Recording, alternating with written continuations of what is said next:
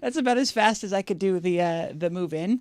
Hello, and Oh welcome my to the God, are we Transgender Show. starting? Yes, I said You I was s- writing the countdown. Oh my God, and I was like looking at my phone like an idiot. Oh my God. Well, That starting was terrible. I was terrible. I was like, oh starting over an hour my late, goodness. and not giving the appropriate cue to my guest.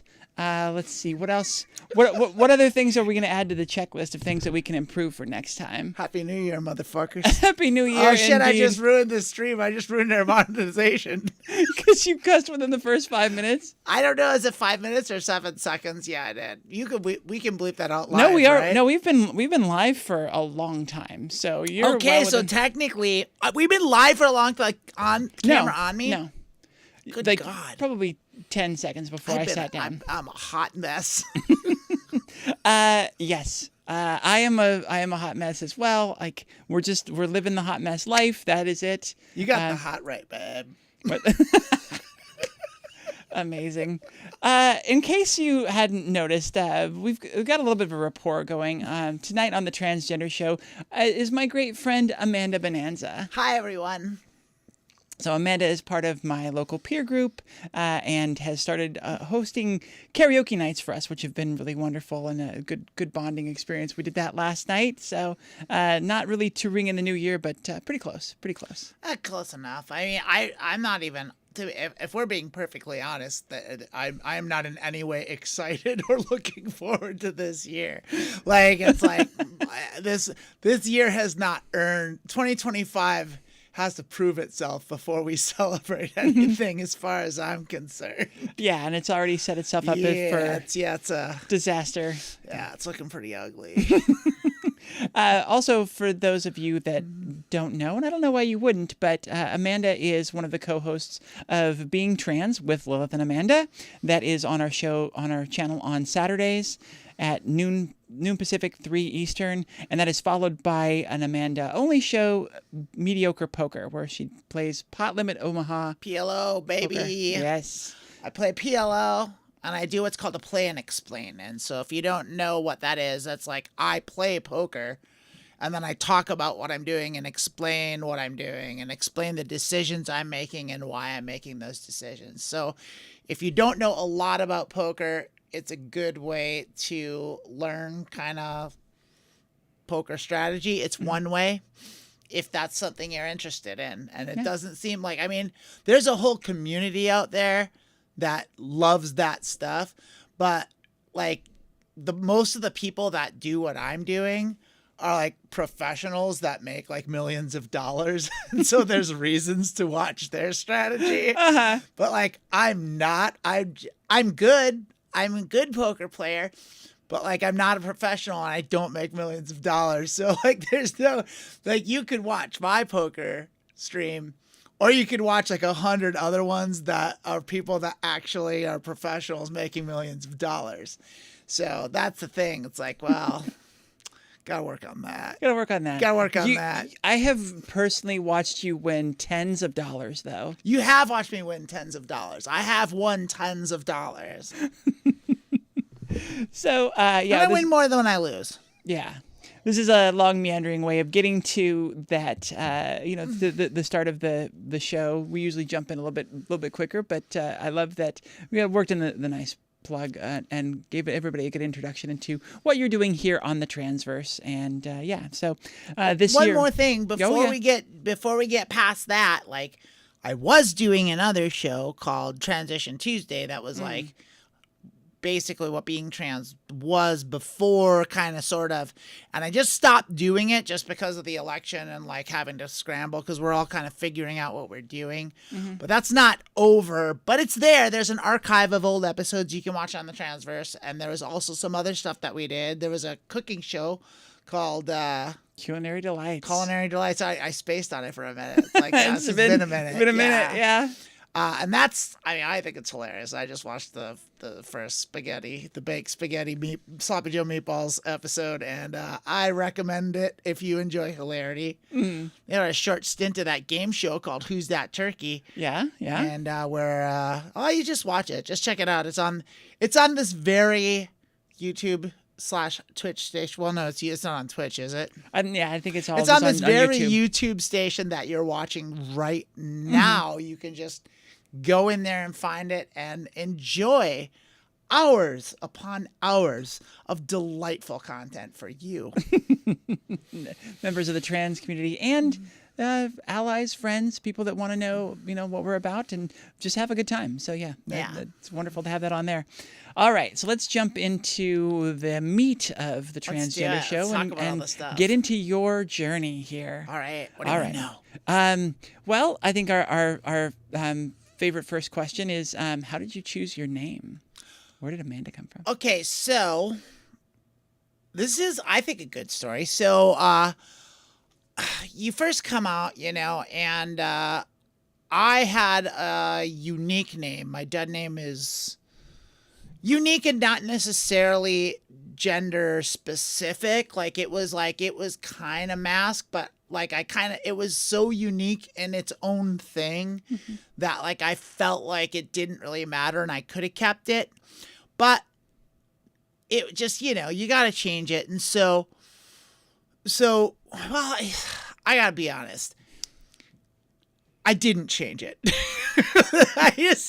The reason I use Amanda Bonanza is so I can be honest in the world and employers don't fire me for having communist-leaning viewpoints and saying things, because companies don't like to hire people that think the way I think and hate every company. Yeah. Yeah, and that's the thing. It's a problem. So, I've gotten fired for, my Facebook posts before and stuff. And so I was like, well, I'm not going to use that name anymore. And so it's so Amanda Bonanza is a stage name. It's not my given name, and I'm not going to say what it is either. But what I am going to say is I kept that, but I did have to change my middle name. So Amanda is my real legal middle name. And I had to change that. And so, because that was super hyper mask and it was John. And I was like, I can't go running around be named John. That's ridiculous. Even though I do know a girl named Johnny and it's super awesome.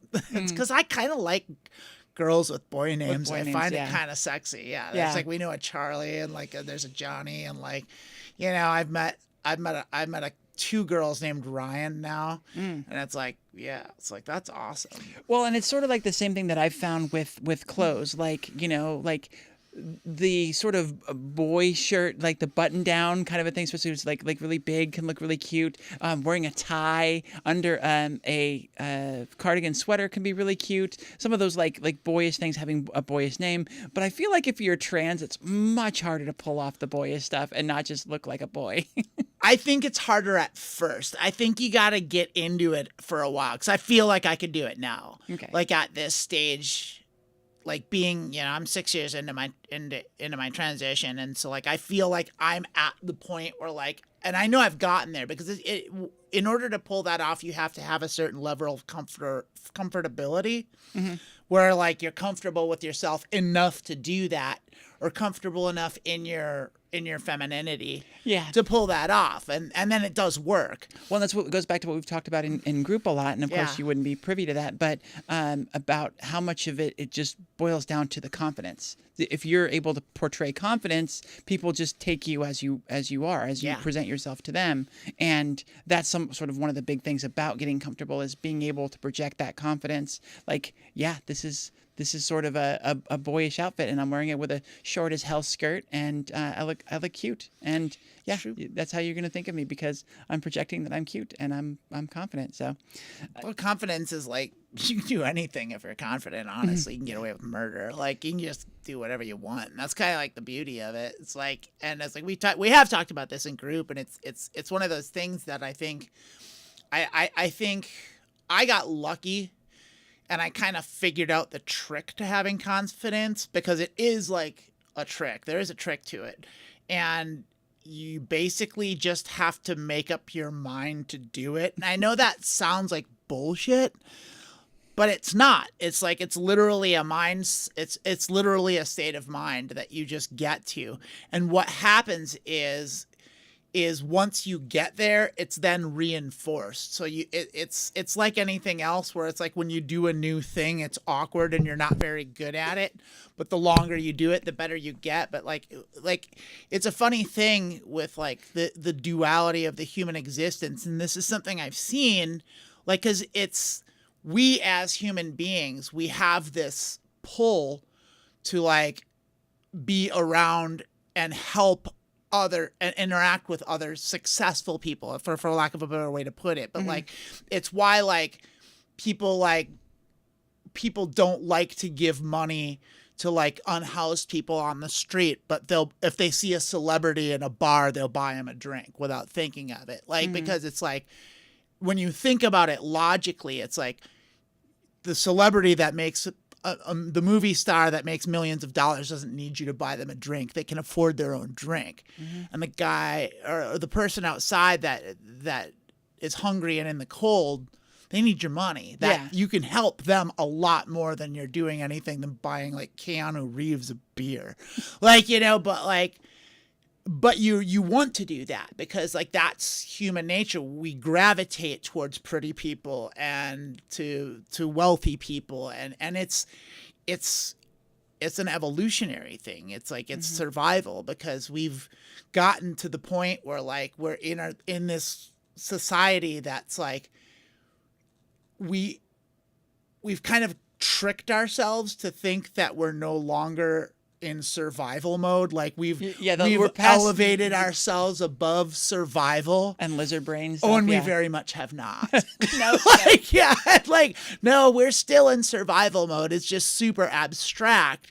And so we still do that. And that's what that is. But like confidence works in that same way, in the sense that like if you portray confidence, people see that and they pick up on it, and then they reciprocate appropriately. And when they do so, they in turn boost that confidence. And it works. And it works the other way, like in a negative way. When you don't have confidence and you're shy and you're awkward, people pick up on that and they don't like it. And then they feel awkward, and then they don't do that. And then you feel more awkward and less socially more socially challenged, and it's just this bad snowballing effect in both directions, and it really should work the other way, but it just doesn't. And so in order to get out of that, really the only way to do it is to just decide to do it. And I know it sounds like you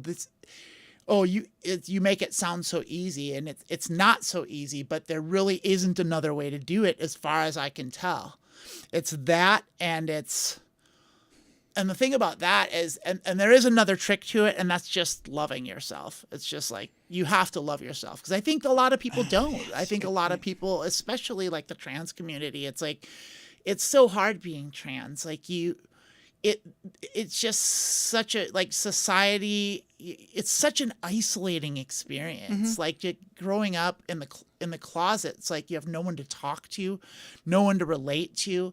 And so for a lot of people, a lot of the community, like it's just a breeding ground for so many other like emotional and psychological problems. And like, so it makes sense that a trans person would be socially awkward. And then if you do decide to come out, especially later in life, like then you have to go through a second puberty, and you have to deal with all the stuff. And especially now with all the politics and the hate and the things, it's like, it's all of that piles on top of a lot of natural awkwardness. And the thing that I try and tell people a lot is, I think a lot of cis folks, I think a lot of the standard general society forgets the fact that we grew up in this society. The transphobia that you feel, the hesitation you feel about, when your friend comes out as trans and all that, and like, I'm not sure how to react to this. We feel all that same stuff too. Right. And you mentioned growing up being in the closet. Like, I wasn't in the closet. I guess I was. I just didn't know I was in a closet. I Yeah. didn't even know I just thought there was something wrong with me, and I didn't know what it was. I think that's a common thing for a lot of trans people. Like, I think it's more common than not. It wasn't the case for me. Like, I knew right away, but I feel. Should we get back to answering the question about my name, because I didn't even answer it at all? Oh, I don't know. no, you did. You did. So we can go back to that. The yeah. long story short is I let my parents pick it, and I do actually like telling that story because I think it's a good idea, because like basically I had to decide to change my name, and I tried a few things on, and I didn't like any of them. There just nothing was sticking, and I was just like, oh, this just doesn't feel right, and it's just like, eh. After a while, I was just so tired of it. But at the time, I was early on in my transition, and I have supportive parents, but they're older, and they were struggling with like the pronouns thing, and they were getting it wrong, and they were trying, but like it was frustrating because, you know, when you're in that first year and the first couple months and you're super hypersensitive to that sort of thing, and you're awkward, and like for whatever reason, like because your brain switches and changes around first before your body does, so you already you feel way more feminine, but like you don't look like it necessarily, and like it just hurts more, like you're just hypersensitive about it out of nowhere where Mirrors you are weren't horrendous. months ago. Yeah. And so I was like, oh, they're struggling with it, and I don't want to do it. And so, you know, where does anyone get their name? It's from their parents. Yeah. So why am I doing this? Like, why am I not having them do it? And so I just thought about it. It's like, well, if I ask them to pick my name, like, I think not only will I not have to do it, but also that'll like make them more invested in the transition as a whole. Because I think a lot of times like the resistance that people get from their parents is, I think a lot of parents feel like their children are rejecting like what they gave them. Like, you know, it's like, we gave you this, and they also feel guilty, like they got it wrong. Oh shit, we made a mistake, you know, and now either way they feel guilty. Either they raised you wrong, and that's what made you trans, or like they weren't picking up on the signs, and they weren't treating you the right way. There's just so much guilt that comes in that, and then changing your name just feels like a rejection to them. Yeah, and it's guilt and blame and all this stuff. It's just bad juju, and this is one of the things that like I wish like I would have been better at. Like people ask you like, oh, what could you have done better like early on? And that's one of the I wish I was more patient with my parents. Like and I think a lot of the time that the narrative back then, like, and that wasn't even that long ago, but like 6 years ago, like the narrative was like, at least where I was up in Seattle, like there was like the support group I went to was like, basically the narrative was, it's like, you're right. You shouldn't have to put up with anything. You need to stand your ground. You're the one going through it, not them. Like, you know, plant your flag, draw the line in the sand, and hold your ground. You know, and I never really that narrative really never sat well with me, because it's like that seems. It just doesn't seem very diplomatic. And it's not very kind. Yeah. You know, it's just like you're not showing patience for people. You're clearly not showing any gratitude, you know, which is one of the things that I think as you're trying to involve your parents in your transition, the gratitude, you know, there's that sort of check-in for them of like, no, you did fine, and I'm grateful for what I had, and that's led me to here. Yeah. You know, and now I'm here, and I know this, and this is new information, so let's deal with it together. And I do like that. I just found out what my girl name would have been the other day. Yeah. And it would have been Rebecca Michelle. Okay. And I'm like, that's good. I tried Rachel. I thought for a split second about Rebecca, but because my original name started with an R, but I didn't feel like a Rachel. I think mainly because of Friends. I'm just like, that's not me. I mean, I can see you as a Rachel. I can totally see it. Okay. Like, but I mean, I know you as Emily, and like, that's the other thing. Like, people like get on their parents so much, but like, I know that for me personally, like, it's a hard, if I meet someone as something, it's hard for me to change it. Like, 'cause Yeah. I have a friend, and his name, I met him as Kenny, and he's always Kenny to me, but he's been going by Kenneth for the last 15 years, but I call him Kenny, and he doesn't mind. I'm not violating. If he ever once asked me to, like, hey, you know, call me Kenneth, I would do it in a heartbeat. But for me, he's always Kenny because that's how I met him. And I think that's how it is for everyone, I think. And yeah, I also think that people are getting better with that sort of thing. Just in general, society's getting better with all that stuff. But it is hard. And I think exercising patience, a little more patience than I was taught to exercise at the time. And unfortunately, like, I do believe that narrative in the community has shifted away from that and more towards being more patient and a little more understanding, and that gap, that chasm of miscommunication between cisgender and trans people is just narrowing a little more every day. And I think that's a very good thing. Mm-hmm. Well, you bring up a really good topic there, just generally, you know, patience. That's the one thing I preach here the most on the Transgender Show. That's the one key to transition, to having fast about a transition. Nope. Nothing quick about it. Unless you're going female to male and you're on that testosterone. The T does kind of work pretty quick. T is fast. T just gets just gets going, just gets straight to work. Just like, all right, let's go. It's a real rising grinder, that T. And estradiol is more of like a, it's like, we're going to do this. We'll get there. We'll get there. We'll take our time. Yeah, we got to, We got plenty of time. It's no big deal. Yeah, we're going to polish those edges. It's going to take a while. We'll smooth you out. Don't worry. You'll get there. Yeah, that's true. It's like, I mean, I'm 6 years in and I'm still getting sideswiped by stuff, like still getting T-boned by new things that I don't expect. The most recent of which is I got shorter. Like, that's wild, because there's so many things that, like, you don't know, like, it's like, that's like, quote unquote, it's like, it's not in the pamphlet. Like, you get that initial talk from your doctor and they're like, well, this is what you can expect and blah blah blah blah blah blah blah, and they go down things and these are things that it doesn't do and blah blah blah blah blah, and they're not wrong. They're usually mostly right, but they don't know. They don't know about all the stuff. And, like, there are so many little things along the way that was just like, you know, you just one day you're just like, oh, well, you look at yourself and you're just, that's new. Like, whatever it is. But, like, that was a big one because, like, I have a sister. I was the oldest child, and I have a sister that's the next oldest. She's a year and a half younger than me. And we look very similar. We always look very similar. And we're close to the same height, but I was always about 1.5 inches taller than her. And one day, about a month or two ago, she was over at my house and we were standing next to each other. And she just, like, kind of had a weird look on her face. I was like, what? And she's like, am I taller than you? I was like, and I didn't notice. And then I looked and she was.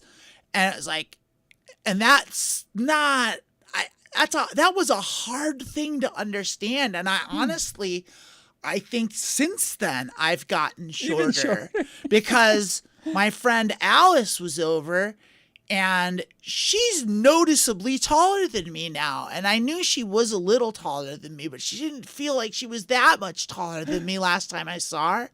Like, and so it was, I don't mind. But it's weird. Yeah.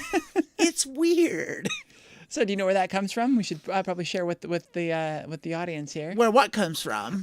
Well, the thing is testosterone actually, builds muscles and things like that, and strengthens tendons and all that. Yeah. Well, you have all of that in between all of your bones and joints. And as as all of that shrinks, like, you see less muscle mass just around your body. That also happens between your joints. Yeah, see, I didn't know that. And so everything gets, your hands get smaller, your feet get smaller, and you get shorter. Wild. Yeah. It's wild. It's bug-ass wild. It is. Yeah. And of course, like you always say, experience. What is it? What may vary. yeah, Mileage. mileage may Mileage vary. may Yeah. vary. Mileage will vary. Yeah, it But, does. Everyone's experience is different. Everyone's experience is different, but there are some commonalities, and it's just like, yeah, you kind of got to be prepared for all of them, and some of them just come out of the blue. Yeah. Yeah, that's a big one. That was a big one that like took really caught me off guard because I'd heard of it. Mm-hmm. I knew some trans people back when I lived up north. Like I lived in a house that was like it was like just a wonderful trans house filled with NBs. And and so there were all these, and they were all young, and so it was like all these young trans non-binary kids were hanging out all the time, and it was great, and I got like a different perspective because like I'm super femme binary, but like all these kids and they were talking like, and I was like, oh yeah, it's like I lost 2 shoe sizes, yeah, I lost 3 inches, and I'm just like, is that a thing? And I was like, and so, but it hadn't happened to me yet. Mm. And so I assumed it was just a younger, like if you start younger, then that makes more sense. Cause it's like, you know, more like, dramatic, yeah. But like, you know, a year later and here I am, you know, and like shorter than my sister. I am not, you bring up a really good point. I'm not looking forward to that. Being shorter, I am.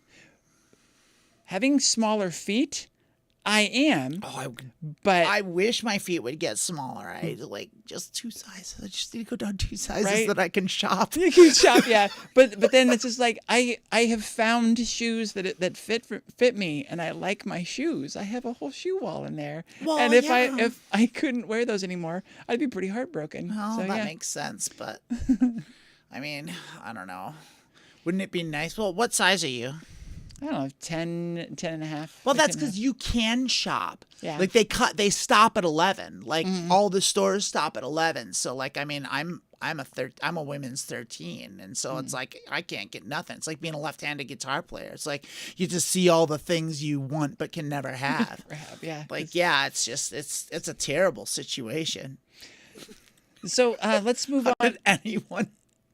How did any large women do anything before the internet? Were they all just wearing like men's shoes or what? Like, how did it happen? Or I guess, yeah, we'll have to get some comments from chat and find out. Tell us. You know, were larger women just sort of essentially doing the Japanese thing and binding their feet so they could fit into smaller shoes? Who knows? Like, I'm sure there was some of that going on, but I mean, yeah, I don't have any idea.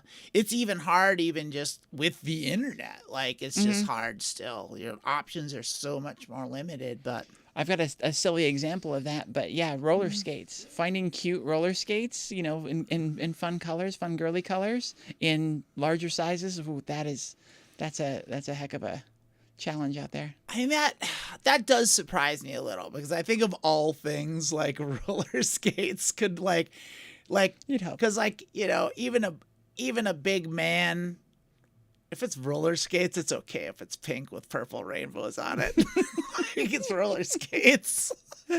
Like, it's not generally a masculine item. So we've meandered quite a bit. Let's talk about as far as your story coming out. Let's start with your process. How did you come out to people? What were some of your early methods? And like, did you know, who did you start with? Okay, yeah. So I'm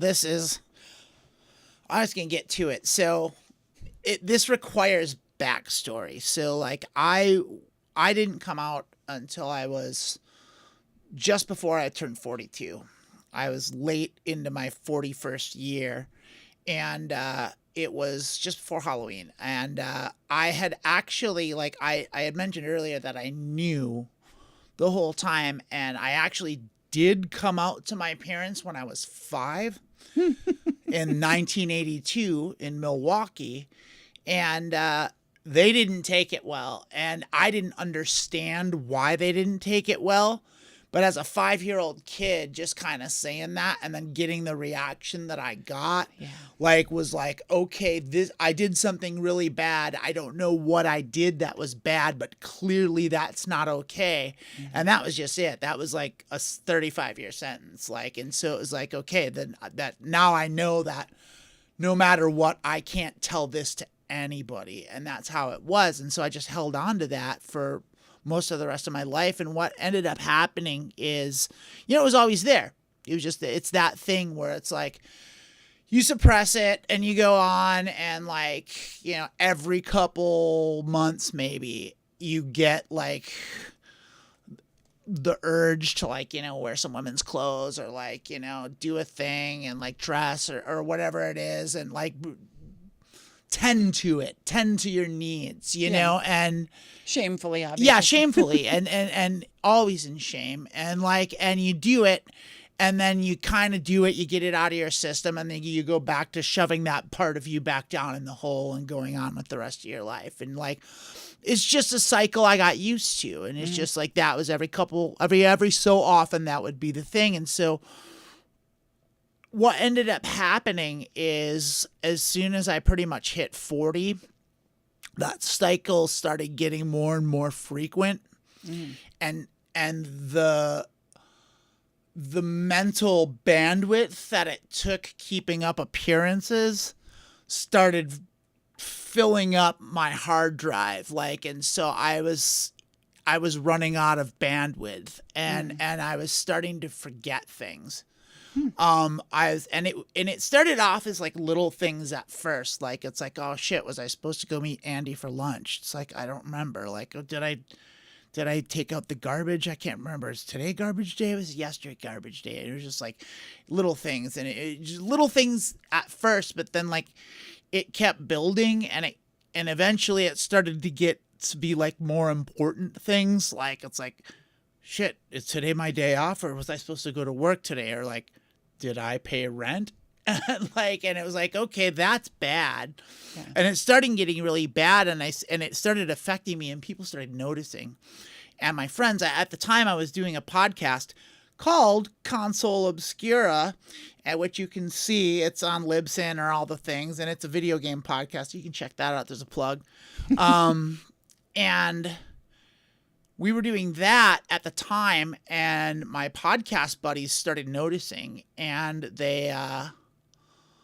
I was also, it didn't help that I was drinking quite a lot at that time too. And they all thought I had a drinking problem. And in all fairness, I appeared to have one, like, and it wasn't that. I knew it wasn't that, but they didn't know what else it could be. They just knew I was in distress.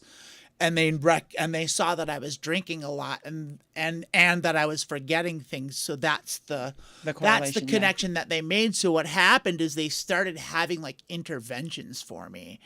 And so at the time I was working at a restaurant, and part of why I was having a rough time is the restaurant was having a rough time, and they were understaffed. We were constantly understaffed. Like, we kept going through different management.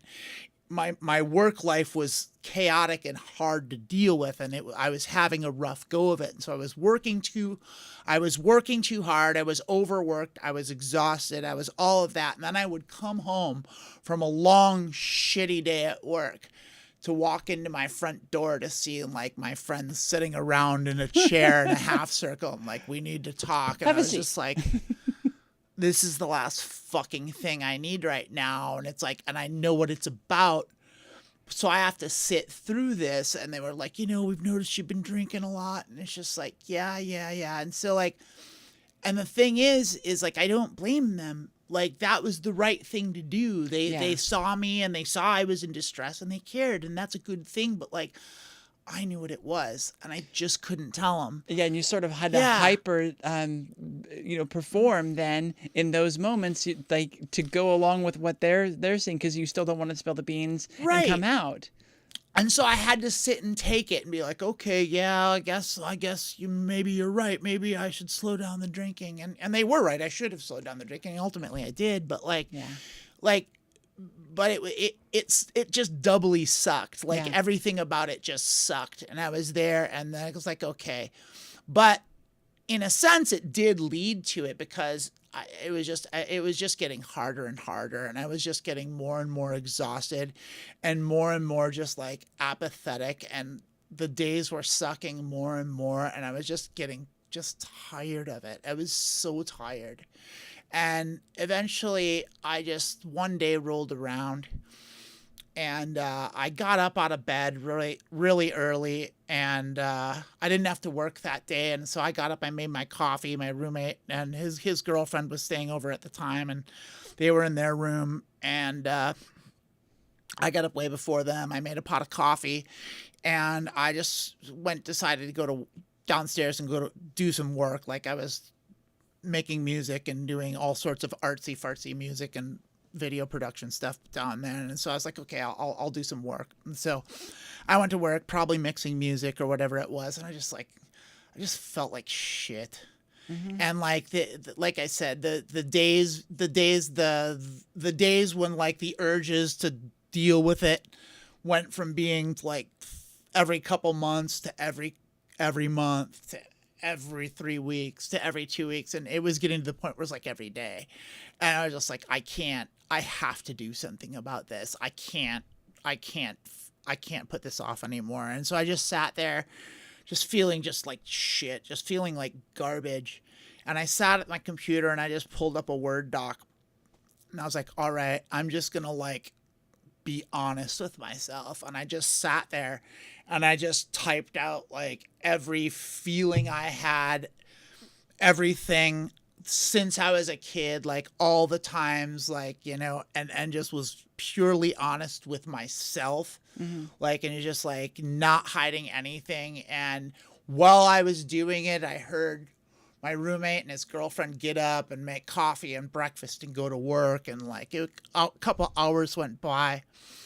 And by the time I was done and I read it, it was like 8 pages long. And I was just like, there were just like tears streaming down my face. And I was just like, today's the day. I can't put this off any longer. It is time to shit or get off the pot. And there was another thing about it too. There was one more factor in there, and that was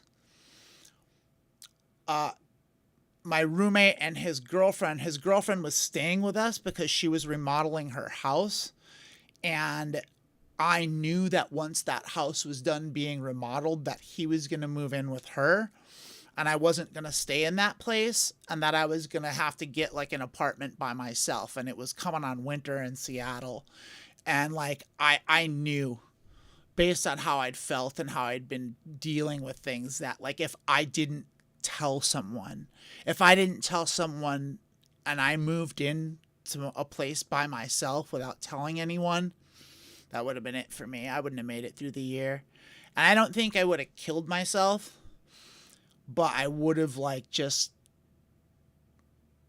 not made it. Like it would have been I probably would have either drank myself to death, and what would have happened was I just would have gotten sick and not gotten better. And I just knew it. That if I allowed that to happen, that would be it. Yeah. And I was like, well, if that's the case, got nothing to lose.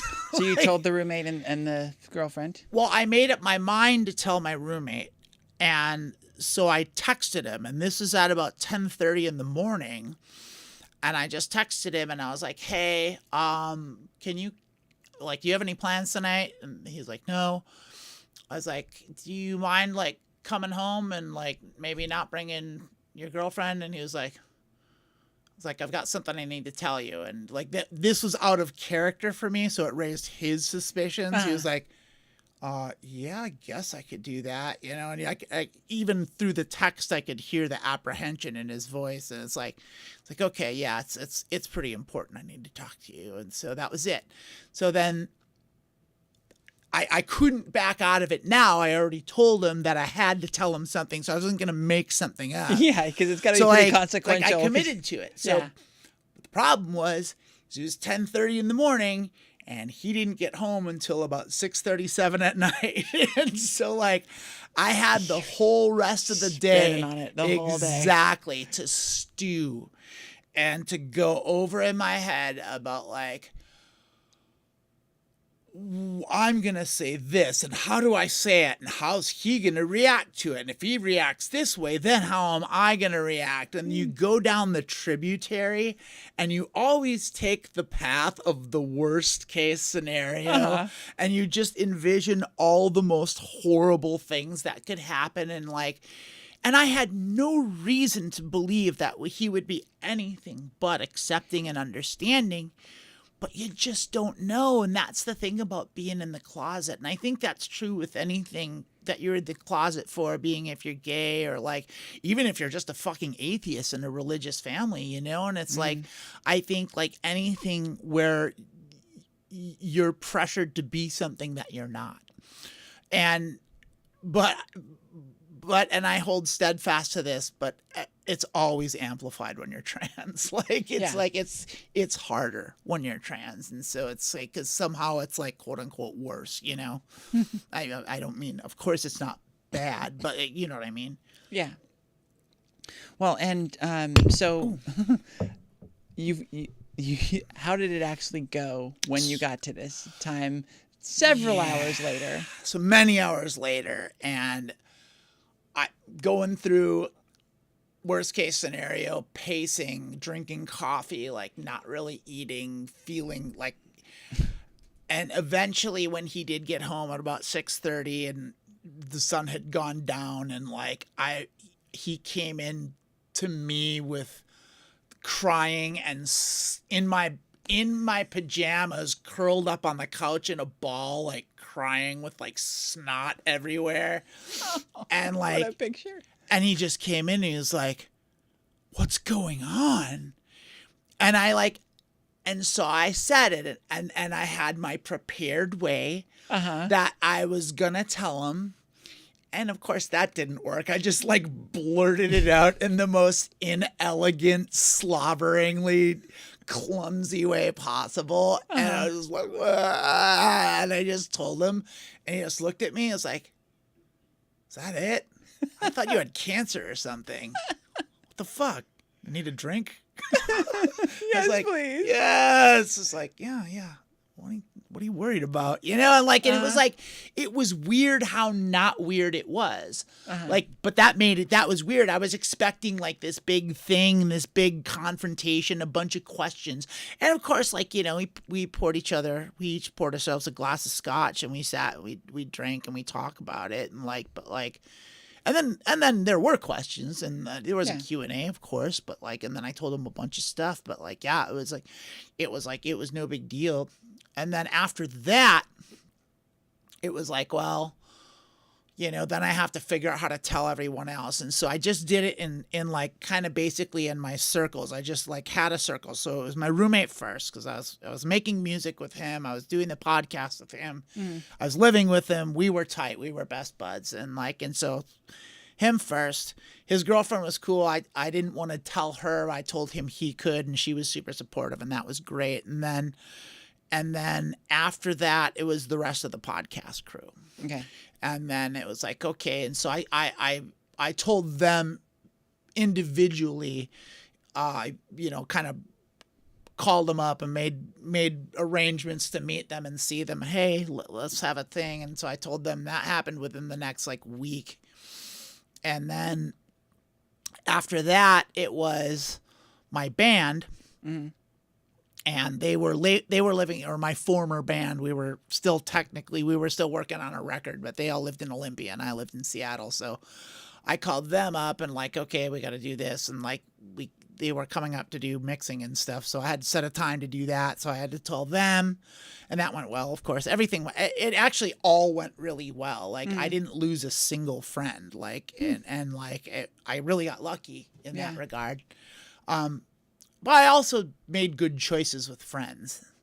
So a little bit of luck, a little bit of, well, 6 of one, half a dozen of the other, you know, it's that kind of thing. But like, but after that, it was like my parents. And so that is always the hardest one. And I figured my parents would be cool, but I didn't know for sure, because you never know for sure. Yeah. And so the thing is I had told my roommate about 3 days before Halloween or so, like the week of Halloween, like it was like Tuesday, Halloween was on Friday or something like that. And so but we knew that we had already made plans to like have Thanksgiving at our house, and my parents were coming up from California, and with my brother, and my sister was going to be there, and his parents were going to be there, and they were coming in from Idaho, and like there was a big thing. We were doing all the big Thanksgiving Day stuff, and I was like, I'm going to tell them then. And so my idea was we were going to do Thanksgiving, and then like at night when everyone left, I was just going to tell them at the end of the night. And then like, of course, it was Thanksgiving and we all got just shit-faced. And so I was like, well, this ain't the time. So it's going to have to wait until the morning. And so like, I was like, okay. And then so I like, you know, told my roommate, I was like, hey, you know, in the morning I'm gonna drop the bomb, and so can you kind of not be around? He was like, yeah. He gave me space, and like so when we got up the next day, like my parents were there, and they came over. They were staying in a hotel, and they came back to go to breakfast. They all came over, and I just kind of told them in the house, and I was like, oh, okay. And so then we told them, and then I told them, and they were, it went like this. It went like, Mom, Dad, I'm transgender. And my mom was like, oh, I love you. And then she wrote me a check for $1,700. Not the reaction I got when I came out. That's for sure. I was like, well, I didn't ask for this, but I'm not going to say no. It's like, I'm going to take that check. Like, I can use this, Mom. Thank you very much. But like, yeah. And it was just like, and it was nice. But then, of course, we had to talk about it. We did talk about it. And like, my dad was nice, and he's like, oh, okay, yeah, you know, yeah, it's interesting. You know, I think maybe I recognize it. He didn't recognize anything. But like, but you know, and from there it was good. Like, and then after that, it was just widening the circle. Then I called old friends, and then I talked to distant other people, and at a certain point, I was just like, all right, this is getting exhausting. So I'm just telling the same story over and over and over and over again.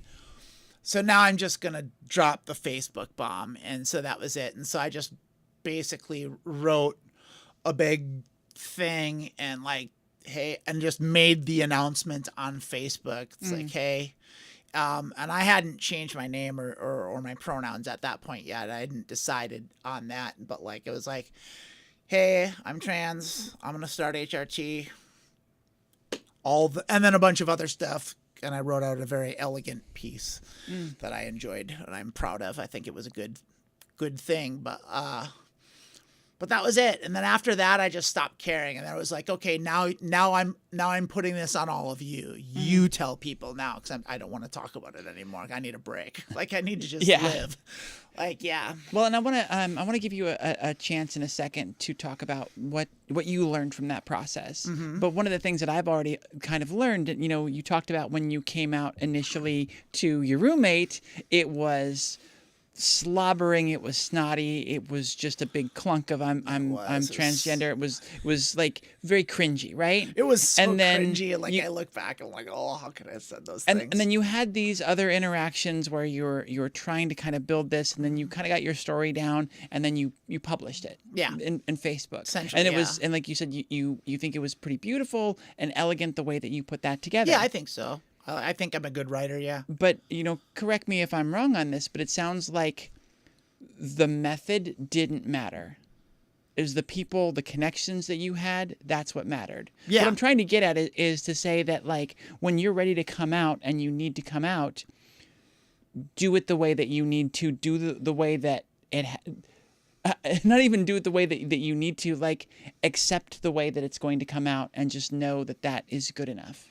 Well, and know that, like, you know, Lilith says this a lot, and she's absolutely right. Like, you can't control other people. No. Like, people are going to react in whatever way they're going to react, and, you know, coming out's never going to not be hard. It's always hard, no matter what you're coming out about. But, like, it's always hard because you just don't know how people are going to react. Yeah. And I always kind of find too that like those initial conversations, because you're at the stage where you've realized that you need to come out, but you still have so many questions yourself. Right. And the first thing you run into when you start coming out is questions from other people about all the things. Oh, and you don't have the answers. The arbitrary questions from cisgender Yes, peeps yes. at family. Yeah. So and it's a sort of one of those things of like that I talk about like when you come out and there's like the cringeworthy phase of you trying to find your fashion. There's so much about the early transition that is just cringe to begin with, and don't let that hold you back. Is I guess where I'm going at. Don't worry that you have to have your message perfectly crafted. Your perfectly crafted message was the last one you sent. Yeah, it didn't work at all. Like I had a whole day to work it out, and then it just fell apart at the seams, and it was like I just took a shit on the floor, basically. It's like, but it worked. Well, yeah, I mean, it worked because it works because you just say it and people take it and they understand, for the most part, like, and I think any halfway decent person in this day and age has some inkling that it's a hard thing to do and that you're vulnerable. And if they don't, like, that's the other thing about it is like, if someone's shitty about it, like your fear is that someone's going to be shitty about it. But the reality of it is if someone is, well, then that's like a free pass to let the trash take itself out. Like, because then for sure that you don't need them around. Yeah. Like, and you don't get that luxury with family all the time, but definitely with friends. And like, I know that's an easy thing to say for someone who didn't lose any friends. And maybe you're the kind of person that only has a few friends, and like, but like, I mean, to me, it's like a bad relationship isn't worth keeping. And if someone can't love you for who you are in your most vulnerable time, and they feel the need to be mean to you at that point, then that's absolutely no one you need around at all. Yeah. The self-filtering process is a pretty good one, and I found that like you said, you have all these fears, the tributaries that you go down when you think too much about coming out. Yeah. And people's reactions and all of this. I always say that you have to give people the chance to accept you. You have to put it out there for them, be honest, be vulnerable, and allow them to react how they're going to react. Good, bad, or indifferent, it at least helps you know who's on your side. Who do you have really in your corner? Who's got you? Who's got your back? Yeah, and for sure. It's just really important, and that's what I was trying to get at. Is just like, don't hold yourself back from it because you want it to be perfect, and because you're afraid of, if you don't have it perfect, then you'll get the worst case scenario reactions. Yeah. It's going to be based on the people, and you're not really going to have that much control of it anyways. Yeah, so pretty come out much. when you're ready. Know it's going to be hard. Know it's going to be awkward. Have the courage and the confidence because it's something you need to do. And, the rest will just sort of work itself out. And I found that, because I came out at work first, and you're always afraid of the worst case scenario, people being shitty to you. And I found the opposite. You're afraid of getting fired. Well, there's that too. Like, but I found the opposite, that the kind people, the people that were congratulating me and found a lot of courage in what I was doing, they came to me. They came out of the woodwork. There was emails. They came by my desk.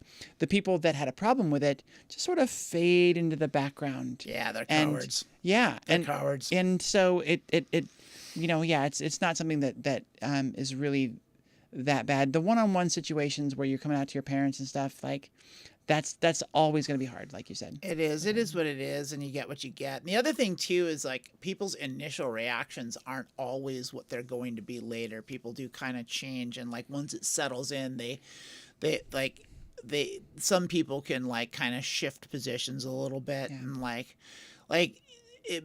But for the most part, like, I mean, it's just, like you said, it just is what it is. There's nothing you can do about it, but, like, there's no easy way to do it. You just have to do it. And the only way out is through. Like, you can't, it's like being in the closet is just kicking the can. And so if you just keep kicking the can, like, it's never going to not be awkward. There's never going to be any sort of situation where, like, this isn't going to hurt. Like, You're so ready for it that it's, you know exactly what to say. It's going to go smooth, all of that. No. Right. Well, I was telling my friend who's like, she's only, she was a year in at the time, and she still wasn't using the women's bathroom, and she was still using the men's room. And I'm like, you're a year into a transition. What are you doing? Like, this is crazy. And she's like, well, I can't do it. And I feel like I'm not ready. And it's like, when do you think you're going to feel ready to do it? You're never going to feel ready until you do it. And it's not like, because I think people do this. They think if I can only get this, then this, like, and that's just not how life works in any capacity. Yeah. It's like the same thing that people do with like their careers. It's like, if I can just get that promotion, then I'll be happy. Like, I know what I need is this. And if I just get that, then I won't be miserable. And then it's like, but it's never that. It's like, you have to deal with what you have to deal with. And there's no amount of hormones you can take. Like, you can take you can go 5 years and be outwardly a supermodel, and it's never going to be easy to go into the women's room for the first time. Yeah. Like, it's like, you can look like, whatever beautiful person, like, and be totally passable, and like, it's still going to feel wrong, and you're still going to be scared. And there's no amount of padding you can do that's going to make that not be hard and you not scared. So like, it's the idea of just rip off the Band-Aid, just do it, because it's never going to get easier. And the longer you kick that can down the road, like, the more staggered your transition is. And I'll be quite honest, I think when you do that, when you do it and you parse it out and you withhold parts of your transition, I think it affects people negatively in a general rule. I mean, obviously everyone's got to go at their own pace, and they've got to come out at their own pace. And like, maybe you don't feel safe. And if you don't feel safe, don't do something. Don't ever put yourself in a position where you're not safe. But like, don't not do it because you're afraid or because you're lazy. That's the wrong way to do it. Like, stop boy emoting. Stop. If you're going to come out, come out. Don't put your fucking back into it. Like, yeah, I did that. I did go too full much Sasquatch. Yeah. I did too much toe dipping. Well, a lot of people do that. Forth, I think most people do, and I didn't. And and I was like, okay, if I'm gonna do this, I'm gonna do this. And like, and the reaction that I got from everyone was like, wow, you're so brave, you're amazing. And it's just like, I'm not. It's not, because like, I didn't feel brave.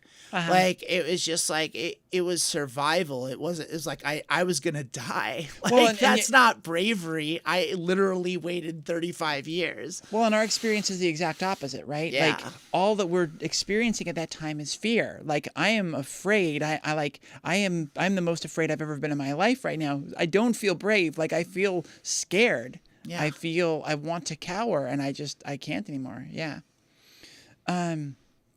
So, after coming out, what were some of the things that you sort of found that you struggled with the most in your transition? Let's go with physically first. What were some of the physical struggles? I was really super dysphoric about my body hair. I was very hairy. I had very hairy legs, very hairy arms. I didn't have a hairy back, fortunately, but I had a hairy chest. And I had, I pre-transition, like, I was Indiana Jones. I lived with a 5 o'clock shadow. I looked good with one. Like, that's how I rocked it. Like, and I hated that. I still, to this day, I hate my facial hair. It's like, it's my biggest source of dysphoria at this point.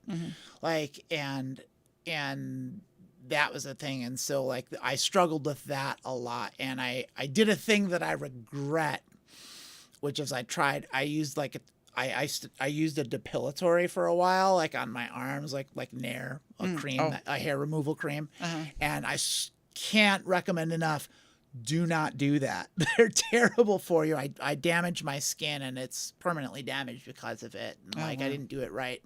And like, just the thing I can tell you is what you said earlier, just patience, patience, patience, patience. Like nothing about a transition is fast.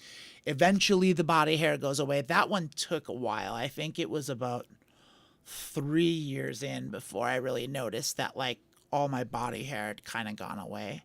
And but now it's like, I mean, I had very hairy legs, and like now it's like, well, you can't see, but like, I mean, even my arms, I've still got hair on them, but like, it's like lighter. This was like coated, like I looked like, like I looked like an ape, like it was like all black up to here, and like it was just like, it's very different. Well, it's like for me right now, like I desperately need to shave my legs. They're not in winter, you know. They're they're like a quarter-inch long, but like it's not even a tenth as dense. Maybe it's 100th as dense. Like the amount of hair that's there. Like there's like there's one here, and then there's one here, December, and like yeah. But I mean, like there's so many fewer hairs, right? Yeah, and that just sort of happened, and they are thinner, and it's just like, wow, why can't that happen on my face? The face is just, once it gets locked into creating hair, it's go. Yeah, it just keeps going. I don't, mine's less, but I did some laser too, and laser really diminished it, and I had a little bit of electrolysis. Electrolysis is the only thing that works really ultimately. True. Yeah. Like, and it hurts and it's expensive and you have to grow your hair out to do it. So it's like kind of the worst, but it's the only thing that really gets rid of it. And yeah, it's slow and long. Okay. So we covered physically. What's been the hardest part of your transition emotionally? Not even sure. Like, I think maybe the hardest part for me, I honestly haven't had that bad of a time. I kind of got really lucky with everything, and in a way I hit like the trans jackpot. It's like I kind of got all the stuff. Like I things just kind of worked out really well for me. Like I got a good doctor right away. I've had very good luck with doctors. Like, I got my boobs, like they're great. Like, it's just I never had any surgeries. I never needed them. I've still got, GRS is on the docket, but like, I mean, that's kicked down the can now with Trump. So who fucking knows? Like, but like, but at least for now, like, I mean, I think the hardest part for me, and this is going to sound maybe shitty. I don't want it to sound shitty, so I'll just say it. So like pre-transition, I was a musician, and I was an active working musician. And I mean, I was in a band, and we weren't like famous or anything. We were never commercially successful, but like we toured and we played sold out shows, and in our town we were well known and we had fans. And sex was really easy. Like, I didn't have to work at it, and I didn't like sex because I was trans, and like it was kind of awkward, and so, but I still had a lot of it because I was a guitar player and a singer in a rock band, and I was good looking and all of that, and so it was really easy for me to like get sex, and so I never had sex thrust upon you. Yeah, I never had to do any work. The work I had to do was getting out of it. Like, that was the work I had to put into it. And so when I transitioned, like, that totally shifted, and it was like, okay, like I still like women and I prefer women, and I found out just how many women are straight, and it sucks. Like, and it's just like, oh, you're straight. It's weird. And it's weird for me because like I remember the first time I was sitting in like a feminine space, like where I was welcomed into a female space, and I was at like a table with like 5 of my cis friends, and we were just all sitting around at a table, like ordering food and talking and drinking and just having dinner, and like, and I remember they all just started talking about boys, and I was just like at a loss, because it was like I have nothing to say and I'm not interested, and they were all talking about this and expecting me to feel the same way that they did, and I was just like, okay, so like I went from being as a straight-coded man where liking women was expected to being a lesbian and gay now, and where liking boys is expected, and it's weird when you don't. And so like, I mean, because like when you're presenting male and like it's like women, it's easier for women to be gay than it is for men to be gay. Like the society really doesn't like gay men for some reason. Like they really scorn it, and you're really like, oh, don't do that, like. Yeah, it threatens the misogyny. Yeah, it really does. And so, but like even still, like I then would meet other lesbians and that were cis, and they struggled with being gay, and like to me it was like it's the easiest thing in the world to be a lesbian. Like it's like this is great. Like what's the problem here? Like it's like no one's tooting you any guff. Like it's fine. And I guess they went through what they went through, and they probably did get tooted guff. Probably from their family or whatever, and they had to come out to you just like everyone else. But like to me, it was like it's the most natural thing in the world to love beautiful women, and like, or just all women for that matter. And all women are beautiful, by the way. And so like, but it's the most natural thing in the world to be attracted to women. And like, I don't have any reservations about it, and I don't care. And I'm not secret about it, and I'm not ashamed about it in any way, and I'm totally open about it, and it doesn't matter, and no one's ever flicked me shit for it ever. But there are women that are cis and lesbians that do have had issues with it and are like have a bunch of hangups with it, and I just don't get it. But like that was one of the weird things for me, was like watching my dating pool just like shrink, because like going from like basically like having my choice to like, okay, now I'm limited to lesbians that are okay with trans women, and that's a much smaller dating pool than women that like rock stars. Yeah, it really is. All of them, I think. Yeah, kind of. And like I use that term, I wasn't like, I was like, I was no one special, but like, I mean, I was a big fish in a small pond, I guess. Yeah, and that helps. Yeah. All right. So as we sort of get to the end of the main portion here, let's get to our kind of our more difficult questions. Okay. Yeah. I'm ready. What is your favorite thing that you've learned about throughout your transition, either about yourself or the world around you? Is patience. Again, back to the theme, which is today's theme apparently. So like, it's patience. Just patience. Wait. It'll happen. It'll work out. You start HRT, it's going to be hard at first. You're just going to get more and more and more and more beautiful.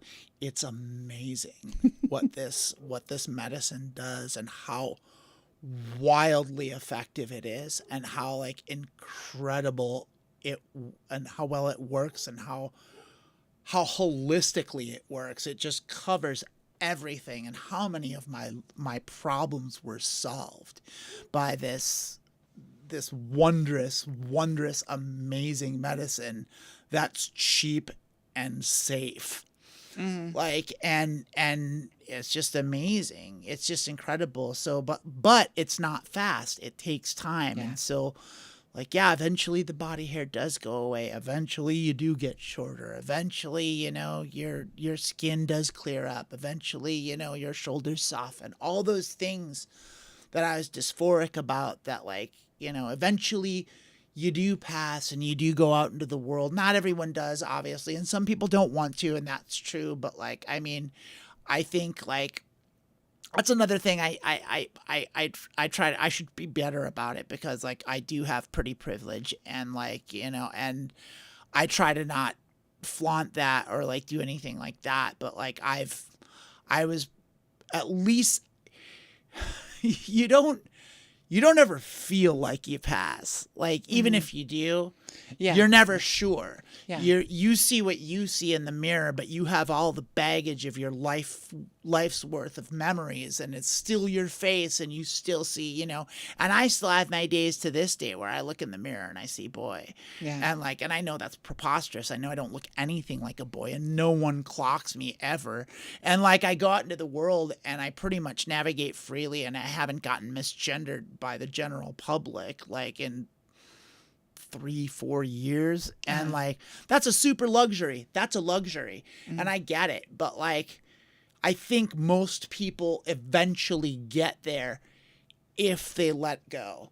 Like, but I mean, like I said, mileage varies. Maybe I'm just lucky, and I'm just spewing out vomiting privilege. Like, maybe, I don't know. I don't mean to put anyone down, for sure, and I don't want to make anyone feel bad if they didn't get there, or whatever that is. Like, but I just, patience. Like, eventually it does get better. What has this process meant for you, sort of on a deep ethereal level? Like, what does it mean for you at your core when you kind of are at peace and just like kind of think about it as an entirety? Well, I mean, that's hard to say, because like, I don't feel like I am at peace. I mean, I have a lot more inner peace, but the world's in turmoil. Like, it's like, that's kind of the irony. It's like the monkey's paw. It's like you get your wish, right? I don't want to be a boy anymore. I want to be a girl. It's like, and then like, okay, but like, now the world hates you. Like, you know. And so it's like, it's the ultimate irony, because you take the medicine and you go through the awkward stage, and you get to this point where all of a sudden you start to feel right for the first time in your life. And like, you didn't realize how shitty you physically felt. I didn't realize how bad my body felt. Just my muscles and my skin and like my bones. It all just fucking felt wrong, and it felt like shit.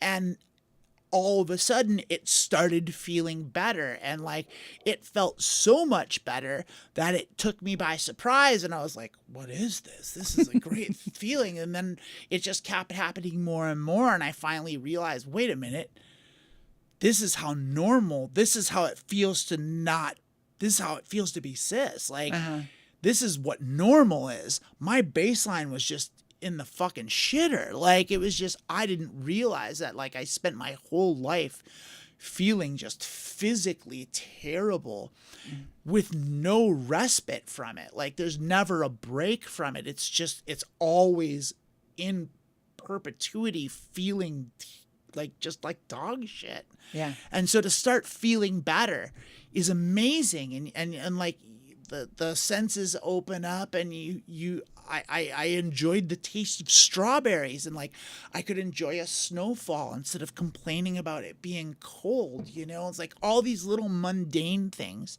that I wasn't capable of enjoying, that I'd written off as worthless Because of this general feeling constantly of unease, of not feeling good. Well, yeah, not feeling good, but also like, there's this like threshold there, at least there was for me, there was like this just threshold of like an amount of how much I could enjoy anything at all, like how much pleasure I could take in anything.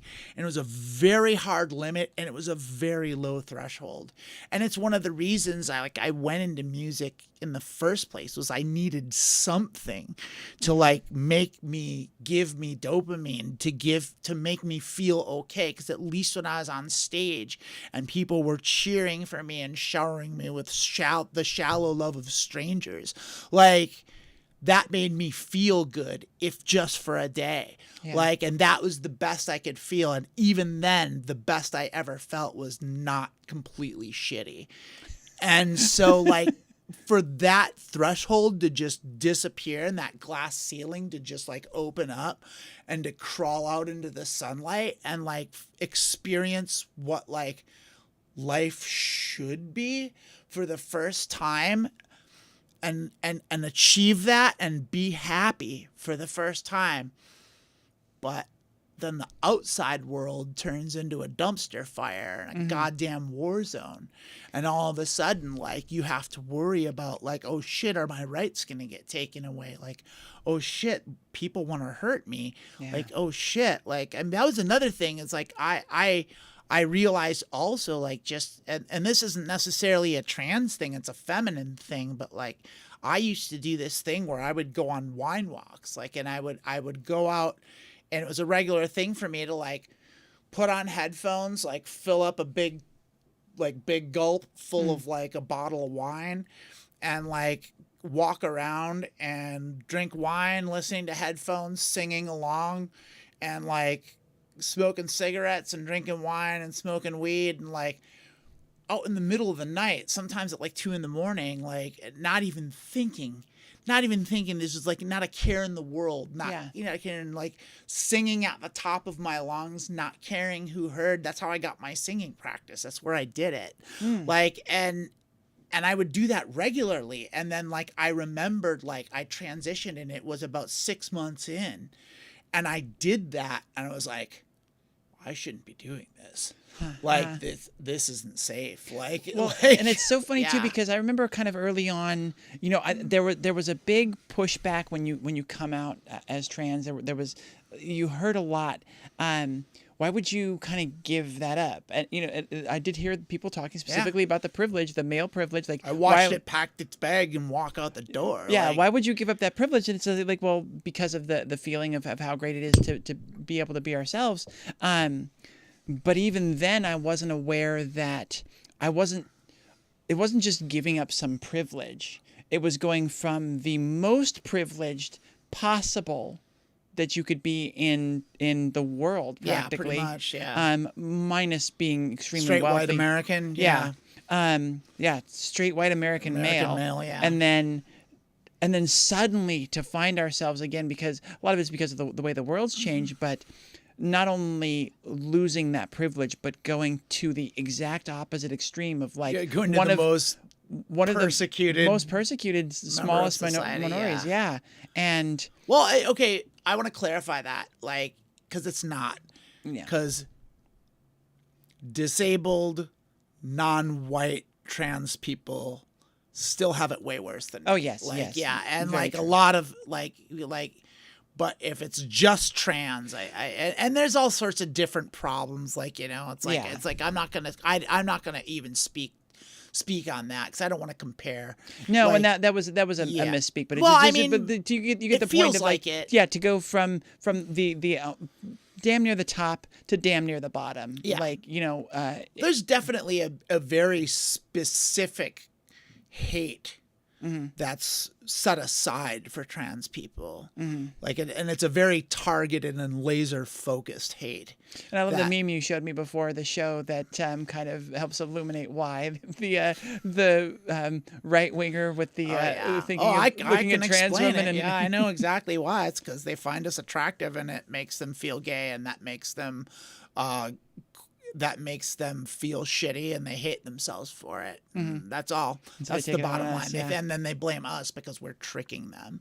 But, like, they're just homophobic and have fucking issues. Like, yeah. We've got a lot of questions that are coming in from chat. We've got one from Charlotte and a super chat, so we'll make sure to get to that. We've got Charlotte, hey, what's up? One more question for the main segment, and then we'll take a quick break, and we'll come back and we'll get to all your questions. Love it. So to wrap up, what advice do you have to pass on to young or closeted trans folks out there? The exact same advice that I've said the whole thing. Be patient. Come out at your own pace. Come out when you're ready. It's not a race. You'll know when you're ready. You'll know when it's time. Be safe, but be patient. Just patience, patience, patience. Be patient not only with yourself, not only with your transition, but also with the people that love you. That's a super important thing. Be patient with your family. Be patient with your friends. Like, one of the things that, like, I think is it really important to remember that transitioning is such a big deal. I can't think of a bigger deal. Like, it's huge. There's nothing small about it. Like, it is so gigantic. and so earth-shaking and so impactful that it not only changes every aspect of your life, but literally significantly affects anyone that's ever known you. And that's a huge thing. And yes, you're the one going through it. Yes, you have to deal with it. Yes, you're the one having to answer the stupid questions. Yes, you're the one getting yelled at in the bathroom by the TERFs. But it's not like it's a picnic for them either. Like they do their concerns might seem paltry or silly compared to what you're going through, but they're not to them. To them, they're very real concerns, and they whether they're correct or not, they're still legitimate from their perspective. And so be patient, try and don't be quick to judge, and try and be diplomatic and hold your ire. But there was like another thing too, but I mean that's the main one, is just be patient and be patient with the people that love you. All right. Amanda Bonanza, thank you so much for coming on the show and My sharing your pleasure. story. Yeah. It's wonderful to have you here. I'm excited to pee. Yeah. All right, y'all. I guess that's the end of this segment. We're going to take our break, and we'll be back in a couple minutes. Champagne? Yes, please. There we go. Oh, it's that time. It's New Year's. Oh, yeah. Heck yeah. All right. We'll see you soon.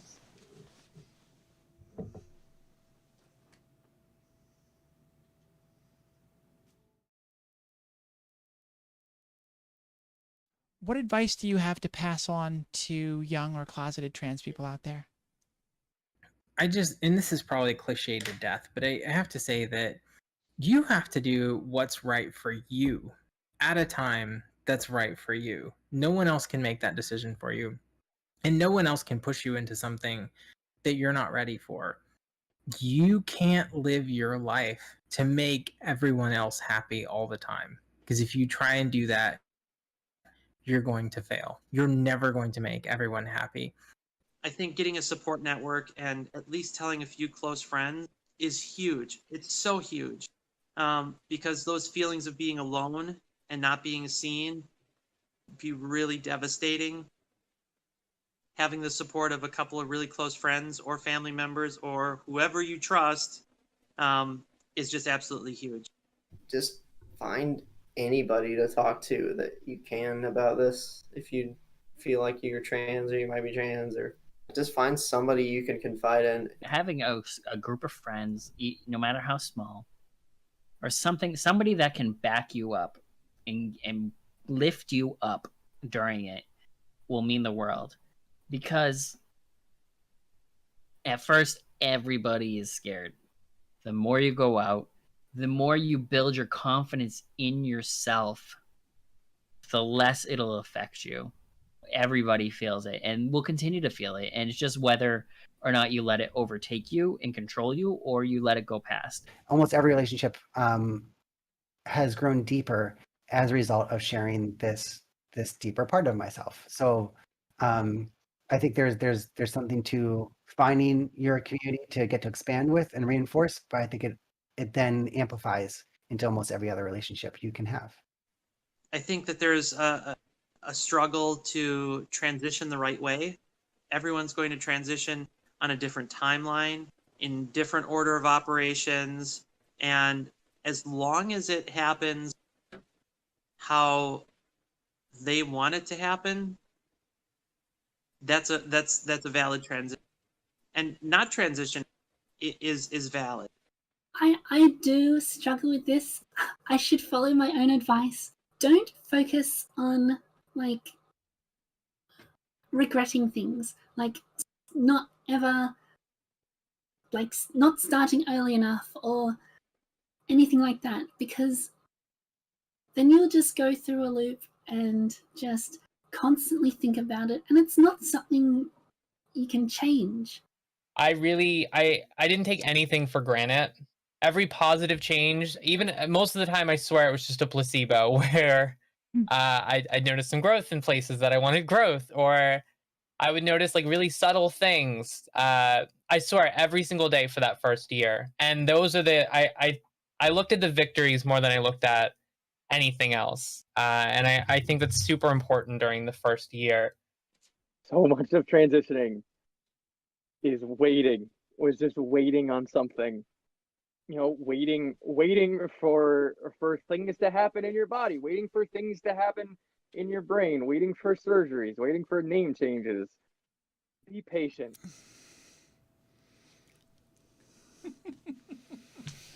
Hi, everybody, and welcome back. Hi, everybody. Glad to be back. Let's make sure that on the laptop everything catches up. Yeah, let's do it. I'm gonna go ahead and bring this up here. We're gonna do it. It's No, you can't face the camera with it. That's impossible. What's that?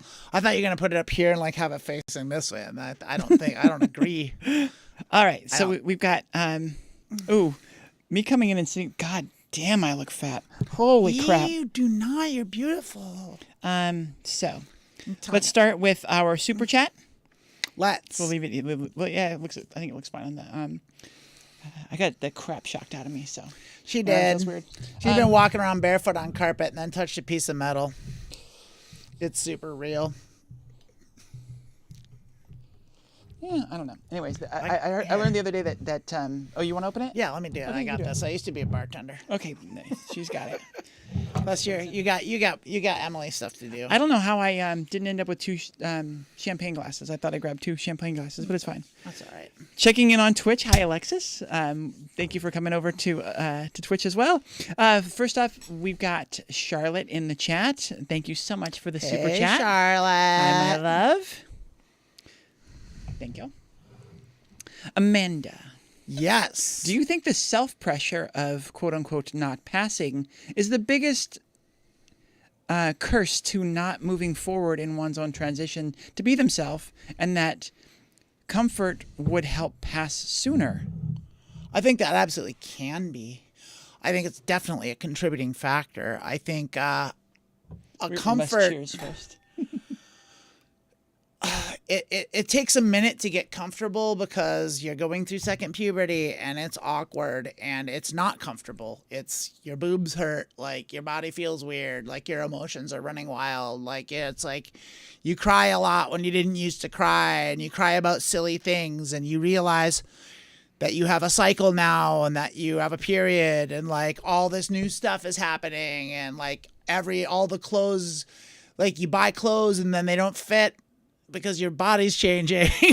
Like all this stuff happens and it's hard, and you feel awkward.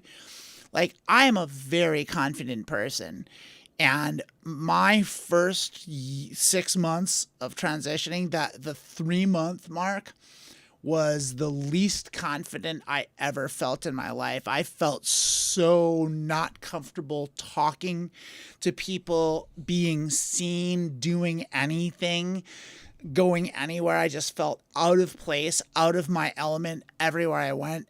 And this is coming from someone who's like, my whole MO, and is now, I've recovered my confidence, but my whole MO was like walking into every room as though I owned it and doing whatever the fuck I wanted all the time, whenever. And it like very much worked for me. Mm-hmm. And so you'd gotten to that confidence, you'd gotten to that place where you just had it to nothing. And so yes, I think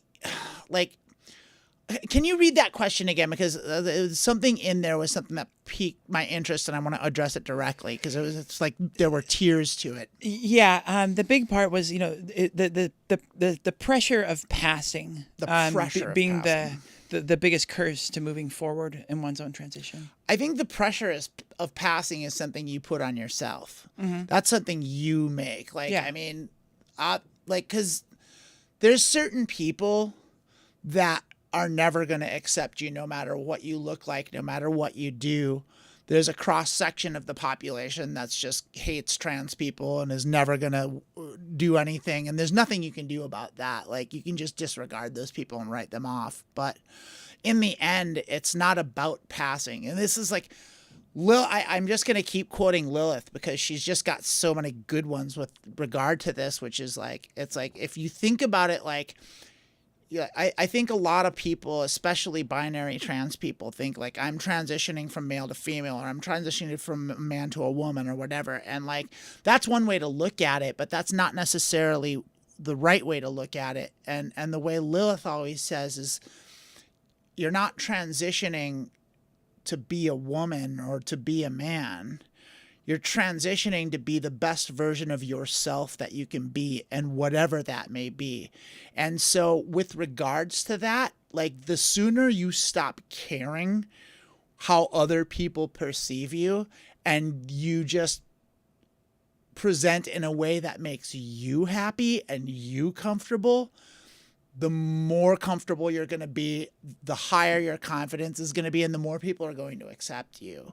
Like, it's that same thing. It's loving yourself. Like, so that's just going to take time, especially when you first start out. Like, it's just, you're going to have to try, you're going to have to learn to do makeup, and you're going to be bad at it at first, and you're going to try on new clothes that you don't understand how to get into this dress, and how do you get your arms into this thing, and like, and you're gonna try out styles that don't work, and you're gonna be awkward, and you're gonna mismatch, and you're not gonna coordinate very well at first, and like you're but eventually that's gonna even out. Your keel will even, and you'll get the hang of it. But like at first, the most important thing to do, I think, early on in a transition is to try things on. You have to experiment. You have to try different makeup styles, try different clothes, try different styles of clothes, try different things out, because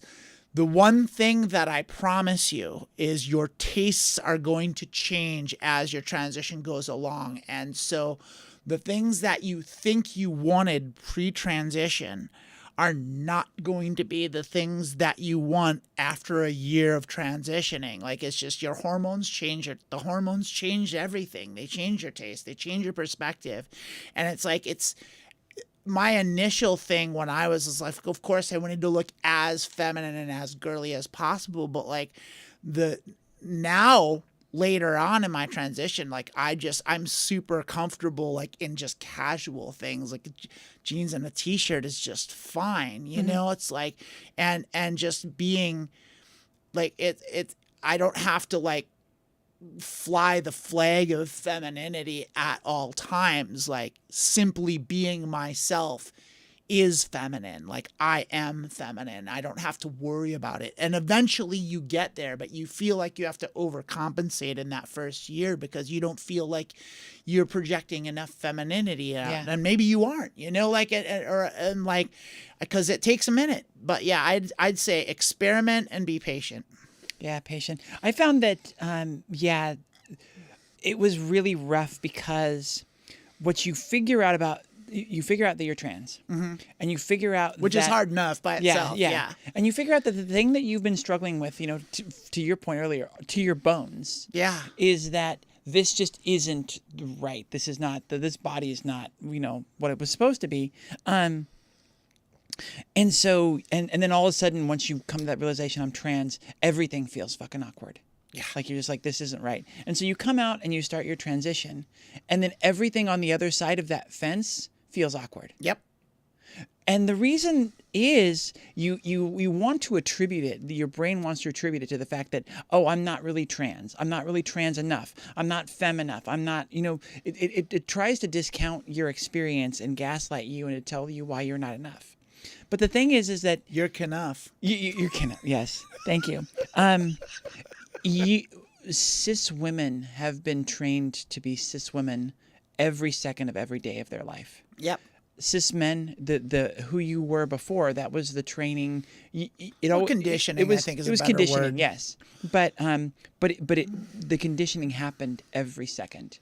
And so when you come out and you're trying to embody this new gender that you identify with, it's not going to come easily. It's all going to be effort. The mannerisms with your hands, you know, we talk more with our hands as women. The way we walk is different. All of this stuff, but it takes time, and you have to train yourself to it. And all of it feels awkward at first. And you just have to remember that that's just part of the process, that the cis people that you're comparing yourself to their walk, the way they are, all those things, it took them decades to develop that. And you're trying to develop it quickly, and that's why the patience kind of comes in again. I think there's some truth to that, but I actually disagree with some of those things, at least from my perspective, because I don't think you have to learn as much as you think. I think the harder part is deprogramming and unlearning.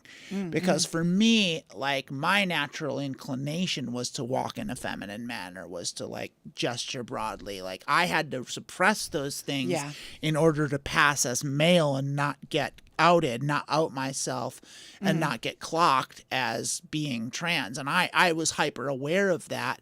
And like, for the people that aren't aware of that, for the people that don't realize that have suppressed or even that much, like, you did get conditioned to behave in a certain way and to walk in a certain way and to speak in a certain tone of voice, because it was usually negative reinforcement. If you stepped out of that box, people would call you, drop the F-bomb, or make fun of you or tease you or whatever it was. Sometimes they would, people get beat up for that stuff, when you're in school. And so I definitely, like, it was work for me because it was not intuitive at all to behave like a man. Like, it didn't make any sense. I didn't understand the things. And so the whole thing was a gigantic process of observation and then trial and error. And it was awkward and it was uncomfortable and it was like difficult to pull off. And I had to constantly be hyper aware of everything I was doing, down to like the inflection and the tone of my voice, and like how make sure I walked with a broader stance, with a broader stride, and take bigger steps, and like move in a more chunky way, and it was just like all these things. Don't ever hold your hand like this, like don't do this as you speak, all that stuff. Like, you build up a lifetime of developing those habits that are survival habits, and then you come out, it takes a long time to undo that programming. And so I think it's less, there's some learning, like you have to work on your voice, like there are some things, but I think a lot of people, I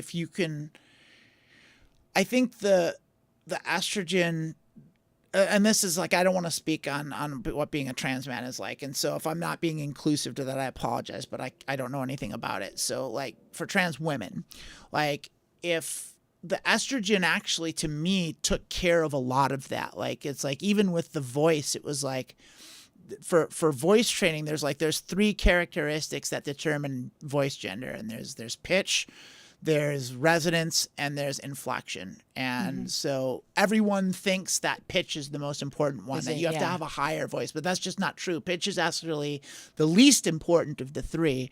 It's the inflection and the resonance that really do it. And the inflection for me came perfectly naturally just by letting myself go and like letting the estrogen do its thing. And I think a lot of for me, like, that was a big, huge deal, because like coming out as trans, once I was out and I was fully out and I didn't have to pretend to be a boy anymore, like, it was so easy. It was so easy for me to walk with a feminine gait and to have feminine posture and to speak in a feminine manner, because it was what I was always supposed to do from the beginning. So it wasn't hard for me. Like, for me, it was just like, it was just like sliding into something, but also like, I didn't have any inhibitions, and I went full Sasquatch and I let it all go right away.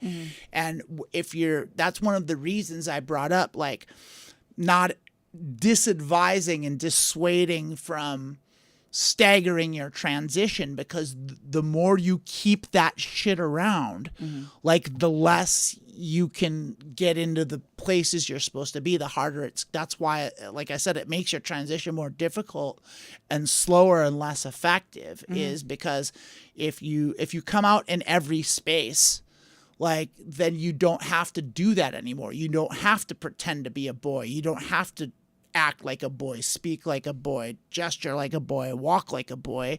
You just don't do it ever. And as soon as you stop doing that, all the rest of it is really easy. Yeah. Somebody had put in chat, I think it was our good friend Drace, had said, I want to know what Amanda posted on Facebook that got her fired. Oh, a bunch of stuff. It wasn't any one thing. It was just my entire, like, thing. Like, I mean, I will kind of hint at it. I can't talk too much about it. I got an NDA, but like, you know, like, but like basically I was working at a university, and the person that was kind of the director, the sub-director of our department, like she had gotten a job across the country, and like her husband was a surgeon, and they moved to the East Coast, and she got a job somewhere else. And so she left, and the person that they replaced her at was like, she was really good at her job, and the person that they replaced her at was very bad at it, and like and didn't have a clue what to do, was making terrible decisions, and was basically just making everyone in the whole department's job way more difficult, and not helping anything, and never fixing anything that needed to be fixed, and like, and it was just horrible. And so I just complained about that guy a lot, and like, and that was enough. Like, that was like, yeah, that was enough for them to be like, you're not supposed to talk about your boss on Facebook. It's like, yeah, you're right. I probably shouldn't have, but he was a fucking dipshit.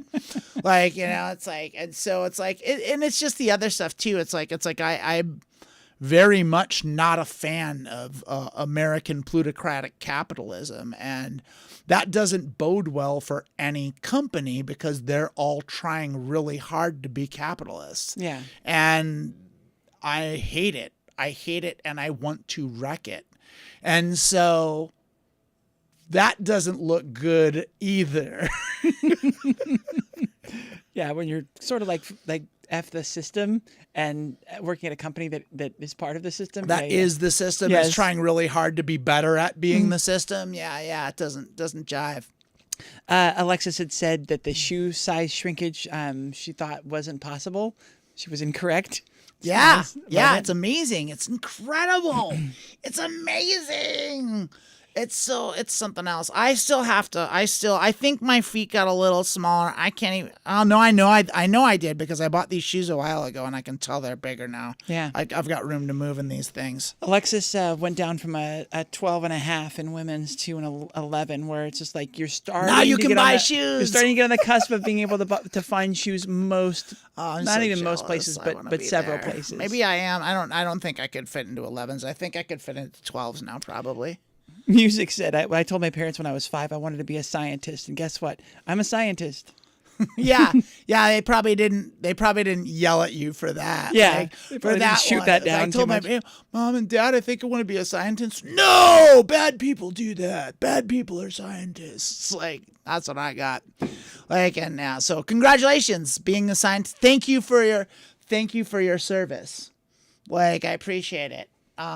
Yeah, I have lately, I don't know what type of scientist you are, but I have lately developed an affinity for cosmology and astrophysics, and I've been watching a lot of outer space documentaries, and I have been infatuated with what are they called? I'm trying to think of the name. They're like, I'm losing it, like supermassive black holes or something. Like the black holes that are essentially at the center of every galaxy, like, and all the stars are swirling around going into this black hole. Like, and just black holes in general. I'm just phenomenally fascinated by them. Plus all of the space-time stuff and how gravity works and how space and time are the same thing and how that's what gravity does is warp space-time. And it's so wild and it's so fascinating. And I'll tell you a hypothesis of mine that I haven't shared with anybody because I'm not a scientist and I have zero evidence to base it up. But like basically my understanding of the origins of the universe is the going running theory is Big Bang cosmology. It's like the Big Bang is a thing and the Big Bang, the singularity, and that's the Planck time, and the singularity happened and our universe started expanding and it's expanding even further and faster and no one understands why.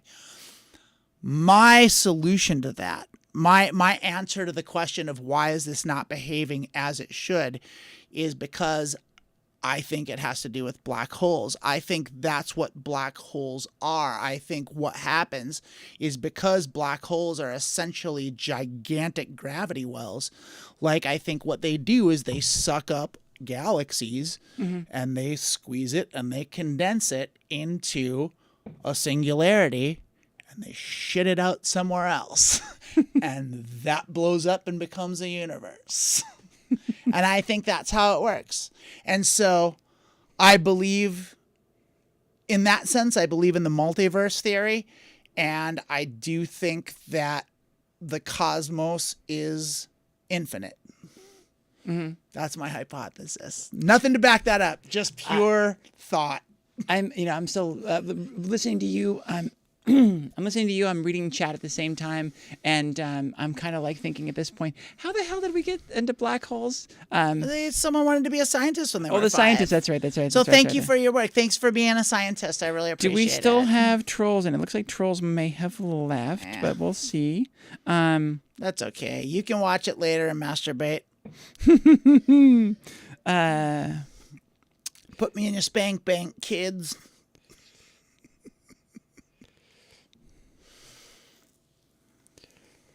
Reflexively drinking alcohol whenever you encounter the slightest bit of adversity. Why are they normalizing that behavior, though?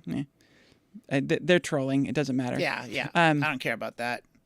Dre says, why didn't my mom write me a check for $1,700? I think it's in the delivery.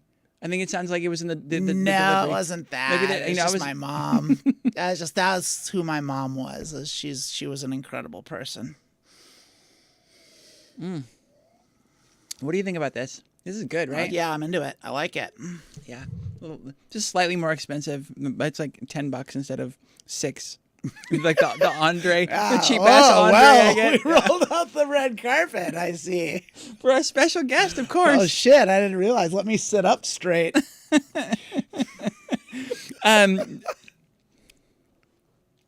Let's see. I'm gonna read this out and then we'll kind of rework it and see. Did their childhood causing their deep feeling of disconnecting from their male body and need to be female? It would be good to understand how this happened. Any honesty within this chat. So they're asking if your feelings of disconnecting from your body and needing to be female. I think what they're asking here is did that come? I think they're asking if it was like a trauma response to a childhood. No, sort of absolutely thing. not. I was born that way. Mm-hmm. Like I knew right away. As soon as I knew what the difference between gender was, I knew I wanted to be a girl, and like it was like there was no bones about it. Like there was no question about it in my mind. Like of course you tell yourself like all those things you said. You're in denial, and there's survival mode kicks in. But like no, it's definitely. And I mean. I have my hypotheses on how this works too, but I'm also not a doctor and I'm not a biologist. So like, I don't want to like say things that are incongruent with science, medicine and science, but I know enough about it to feel like I can at least speak my opinion and not be too far off. But like, don't take my word for it. You know, I'm not a doctor and I'm not a biologist, but I do actually think it's a thing that happens in utero, and it's just like I think there's a stigma in the community about calling it a disease or a birth defect or anything like that but I do think at the very least, I'll say it's a condition. Like, and I think it's a very serious one that does need medicine to fix. And I think not referring it to that is kind of does damage to the community a little bit, because like it is something that needs treatment and care and medicine. And that is a condition, you know. It's, like, it's an endocrine condition, and I can sum it up in like one simple sentence, which is the being transgender is a failure of the endocrine system in which it produces the wrong sex hormones. Period. That's all it is. And like, and well, and that makes a lot of sense because, you know, there's a lot of pushback of this term within the trans community and without, that, you know, being in the wrong body, like born in the wrong body. And a lot of trans people get to this great place where they're like, I just accept my body. It's my body. And I'm able to change it thanks to medicine and the wonder drug of estrogen. But I think that makes a lot more sense. And I think that fits more into that narrative of like getting away from the wrong body. It's just you have an endocrine disorder. That's the way I look at it, because that was the narrative when we were growing up. That was the parlance. That was what they said. Like that was the only narrative of any exposure to anyone trans that I got growing up. It would be people on Jerry Springer or like Maury Povich, where they would occasionally have a transgender person on, and they treated them like circus freaks, and like, and it was just really ugly. But like, it was the only exposure to it I got, really. And it was always the same narrative. And that narrative was, I felt like a woman trapped in a man's body. And they all said that. And that was everything that said, but that's never how I felt. I didn't feel like I was a woman trapped in a man's body. I felt like I was who I was, and I really fucking wanted to be a girl. Yeah. Like that was it. Like I didn't feel it. It never didn't feel like my body. Yeah. It never felt like the wrong body. It felt like my body was wrong. And there's a difference there. And I think it's an important distinction that needs to be made, because like, it's not the same. It's like, I didn't feel like an alien. Like I felt uncomfortable. Well, and I never had that feeling of being the wrong body. I didn't even feel like my body was wrong. I just felt that I was wrong, and I couldn't put it together. And it wasn't until, you know, late in my 30s, and I was seeing a therapist, and I was talking about this thing that I'd bragged about kind of most of my life, where I'd had a girlfriend every year of my life starting in preschool. And I just thought that was a cool thing. Like, you know, I was a little player as a little boy, and she posited the question, why does a preschool kindergarten age boy want a girlfriend? That's pretty far off in the typical program. Yeah, it really is. And that made me realize that from that early age, I had already known. Yeah. I couldn't articulate. I didn't understand. The language wasn't there. I wanted to be around the femininity. I wanted to be around the girls. Absolutely. And the way to do it as a boy, I was hyper aware of the fact that I was a boy, was to have a girlfriend. Yeah. And then I spent all of my time with girls. A great solution for a kid. And it's just not knowing until my 40s that I was trans, and then realizing, no, I've always known. Yeah. Always known. You've always known. And I mean, because it's a huge, hard thing. And especially if you're older, like, and as we are, we're both coming up on half a century, and nowadays it's tricky, because like it's a lot more visible and a lot more accepting, but it's also, there's a weird additional hostility that's there now that wasn't there that wasn't there like, 10 years ago. And it seems to be really increasing, and on a global scale, and it sucks. Like, and so I envy the younger trans kids in a way. Like, in a way, they're lucky because they have the language, they have the internet forums, they have the community. But I don't envy them in the way that they're going to have to, like, I mean, they're going to make it illegal for anyone under 18 to get any sort of transgender treatment in the United States, at least, like, and so 18, 25, somewhere in there, yeah. It's going to be bad. It's going to It's going to drive a lot of people to suicide. It's going to ruin a lot of lives. It's going to make everyone's transition harder when they ultimately are able to do it. It's just a terrible situation because, like, I can only imagine, like, I got so lucky in so many ways. One of the ways in which I got lucky was I got a good doctor that got me on HRT right away. I was living in a state where I didn't have to jump through hoops to get it. Like, I had a therapist. I told her I was trans. I didn't know what to do. She's like, here's who you go see. Go find a doctor here. Say this phrase. I said the phrase. Oh, I want to tell you that phrase, by the way. Anyone that wants to come out that might be watching this, when you want to come out and you want to find, because what you want to get is you want to get a primary care physician that's also a transgender care specialist. And so what you have to do is you have to go into your town, your city, or wherever you live in, and you have to find clinics or that do specialize in what's called gender affirming care. And that's the phrase you need to use. When you call that receptionist, you have to say, I am looking for a gender affirming primary care physician. And if you say those exact words, because that's what my therapist told me to say, and I wrote it down and then I read it off a card when I talked to the receptionist, and the receptionist's response was, oh, okay.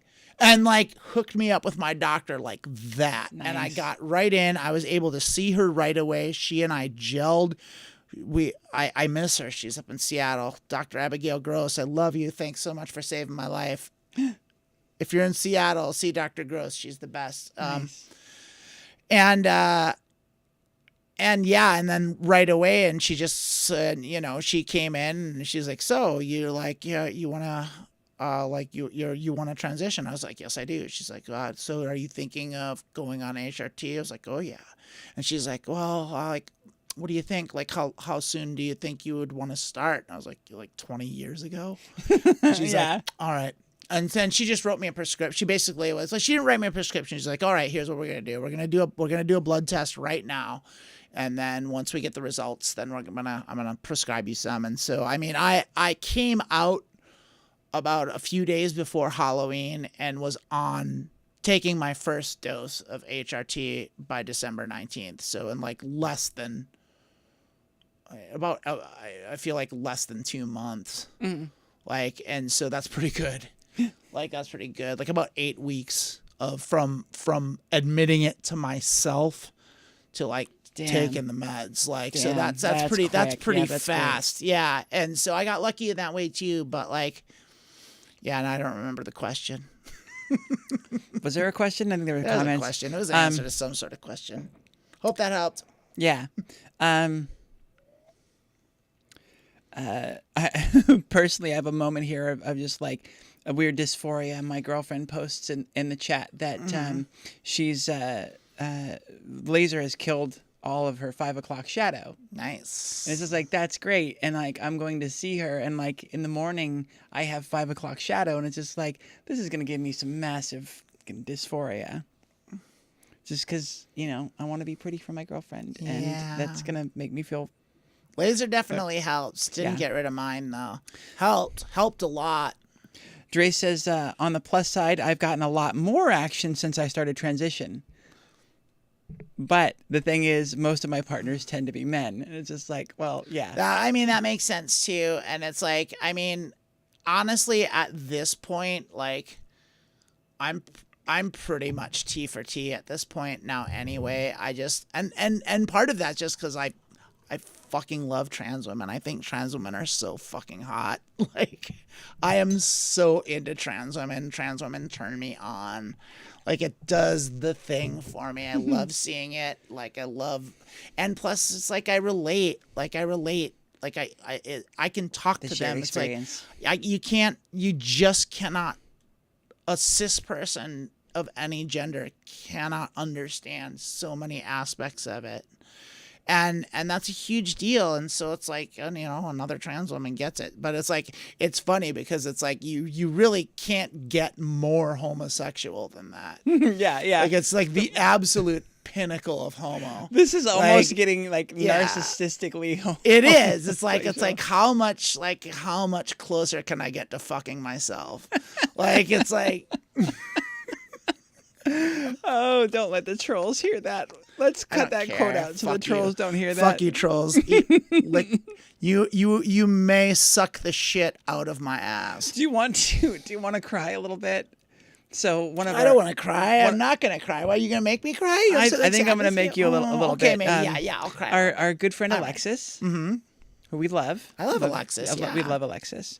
Being strictly T for T, seeing as how I've only ever met one trans person in 4 years, it makes dating and sex difficult. It's Well, just, for like, sure, fair. yeah. Well, it definitely does narrow the dating pool, and it's like, as it's the same. Like, I mean, not only am I like, pretty much. I mean, I'm not strictly T for T, and like, I'm not strictly a lesbian either. It's like I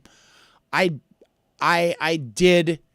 That was another thing that hormones change, like that, because pre-transition, I was in no way interested in men at all, like nothing at all. Yeah. And then about a year in, I was like, okay, something happened, and I had an experience, and I was like, that's new. And then I had to deal with that, and that was one of those things that really caught me off guard, because no one told me that either. It's like, oh, I didn't think my sexuality would change, and like all of a sudden I like men started smelling good, and I started noticing them. Yeah, I had this really weird one that I love to talk about, where I was driving, by my house in the morning, and a guy was going out to his car in the typical sloppy red flannel pants, the red, patterned flannel pants, sure the ubiquitous ones that everybody has. And like I felt something. There was like a thing, and I was like, oh, that's gonna be a thing. And like I haven't even really unpacked like why that would be. I don't know, maybe it's like an easy access thing or whatever. I don't know. I don't even want to go there. But I was just like, that was the first time that something about a guy, like generally, like affected me in a certain way and kind of made me flutter a bit. And I'm like, that's something I'm going to be into? That's weird. But, you just don't know what to expect. The one thing I was always really proud of going into my transition is my sexuality changing was never a fear. I knew it was a possibility. Yeah. But I was just like, well, the thing is, I'm going to be into who I'm into. Yeah. So I don't really care. And then this year, I had a massive guy phase where I was just like only attracted to guys, only wanted to talk to guys. Very fun. Very, very fun. I won't get too deep into things, but very, very fun times. She's told me some stories. And then, everyone. yeah, this is for like the after Girl show. talk. Join us in the Discord after. But yeah, the OnlyFans chat. We should move to Patreon for that. Anyways, we're not going to. Sorry, we'll do that eventually. But now all of a sudden, I'm seeing like an attraction to women come back. Like for a while, I was interested in men sexually, but not attracted to them. And then these things started to happen where I would see a guy and be like, oh, that's doing a thing to me. And then I was just all in on guys. And now I'm like finding women attractive again. And it's just like, oh, this is sort of going to be a wibbly wobbly, timey wimey type of a thing where it's just I mean, it's the natural order of things. It's like thesis, antithesis, synthesis. Oh, okay. Fair enough. It's like you go from one end of the spectrum to the other, and then you meet somewhere in the middle. But I think a lot of it too is I think once you yourself go through a gender transition and you watch your own body shift from one end of the spectrum to the other, you realize how silly it all is. Like, at least that was for me. It's like I was like there's definitely differences between the masculine and the feminine body, but they're not that different. It's still just people. I think you're right. I think you're hitting on something like it's Yeah. a subtlety, and that's why like when you look in the mirror as you're transitioning, you don't see it. You start to Yeah. pass before you see that you're passing. You start to get gendered correctly before you think there's any reason for people to gender correctly. Yeah, that was the thing that tripped me up, because I was living in Seattle, which is notoriously a very trans-friendly city. In fact, maybe I mean, on the list of potentials for maybe the best place in the world for that. Oh, wow. And I know in the U.S. I yeah. can concur that. Yeah. Yeah, and it's just a wonderful place to be trans in Seattle. It is just very good. But like, highly recommend. Yeah, be trans in Seattle. Do it. But also like, I think, what was I saying? I don't remember. What were we talking about? I totally spaced out my train of thought. The subtlety of transition, like how it's, because sort of how it's slow. I was saying that you don't notice when you get to that passing point or whatever, because the differences in men and women really are subtle. Yeah. Well, it was like what I was getting at was like that thing about passing can be subtle. People about passing before you think you do, because it was like you really don't have. It's really hard to be objective. Like you're so subjective and you're going through it and you look at yourself in the mirror every day, multiple times a day. And like the process of physical transitioning is so gradual that like you look in the mirror and you don't see anything different from yesterday, but you can definitely tell that it's different from 2 weeks ago. And that's also a confusing and a weird kind of mind fuck, is to like, I can't put my finger on what looks different, but something looks different. Like, how did my eyes get bigger? Like, is that it? Did my cheeks move? Like, I can't really tell. Like, and like, that, but also like living in Seattle, people are notoriously respectful of trans people. So like I didn't feel like I physically passed, but I was presenting. So I was wearing dresses and wearing makeup, and people were gendering me correctly because it's Seattle. And I just assumed it was people being polite to me instead of actually passing. But like, I probably was passing in their eyes, because one of the things I came to realize, like as time went on, is that no one's really looking for it. Like when you're out in the world, people are just going about their business. They're not really paying all that much attention to other people. It's just a quick read and then yeah, move it's just on. like if you look like a girl, like you look like a girl, and they assume you're a girl, and that's it. The show's over, and I'm now let me go over here and do my thing. I'm already on to something else. Yeah, I'm already thinking about something else. It's over. It's like, and that's about it.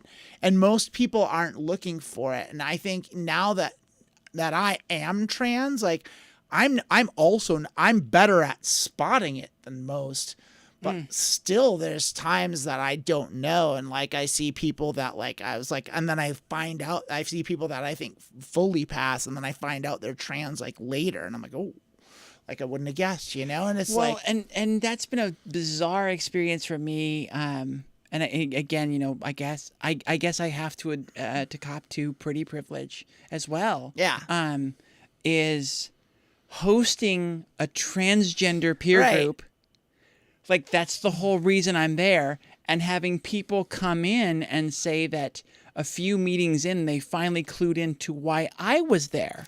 Yeah. Of like, wait, is she transitioning female to male, and she's like just getting started or whatever? And it's like they couldn't believe that I was male to female, and it's just like, how is it? How? And I mean, I felt the same way. A girl in the group said something similar to me. Like we went out, like, and it was like around Halloween, and we were out doing clothes shopping Halloween. And it was a group of us, and she confessed that like she was like, when she first saw me, she was like, "What the fuck is this cis girl doing in here?" I was like, "Oh, that's sweet. I love you so much." Like, but like, I mean, I remember when I first went to my very first meeting up in Seattle, my first trans support group. Mm-hmm. Like, I remember like looking around the room. It was a big group. There were like 60 people, and like, and it was just like, I was like, okay, like, and most of the people in the room were visibly trans. The vast majority of people were, but there were a couple people that like, I was like, holy shit, like I would have never guessed. And there were three girls that were like fully like I would have never clocked them. Like I would have never guessed. And I was even like I was trying hard not to stare because I was so amazed. It's like, holy fuck, how could you have possibly ever like how could you be trans? Like you just look so cis. It's just like it's such a hard thing to tell. And then it's like and then of course like, you know, they were sitting in different parts of the room, and then like, you know, we got to the break, and of course they all got together and they sat and it was like being in high school, and it was like cliques and like no. I was like, oh shit, there's cliques here in this room of all places, like even here, like, and it's like yeah, people do that, they gravitate. It's just like fucking school. Yeah, like, it's all school. It really is. Like, yeah. So Alexis had said, starting at 44, passing was never an option. I embrace who I am and show others that we are just people.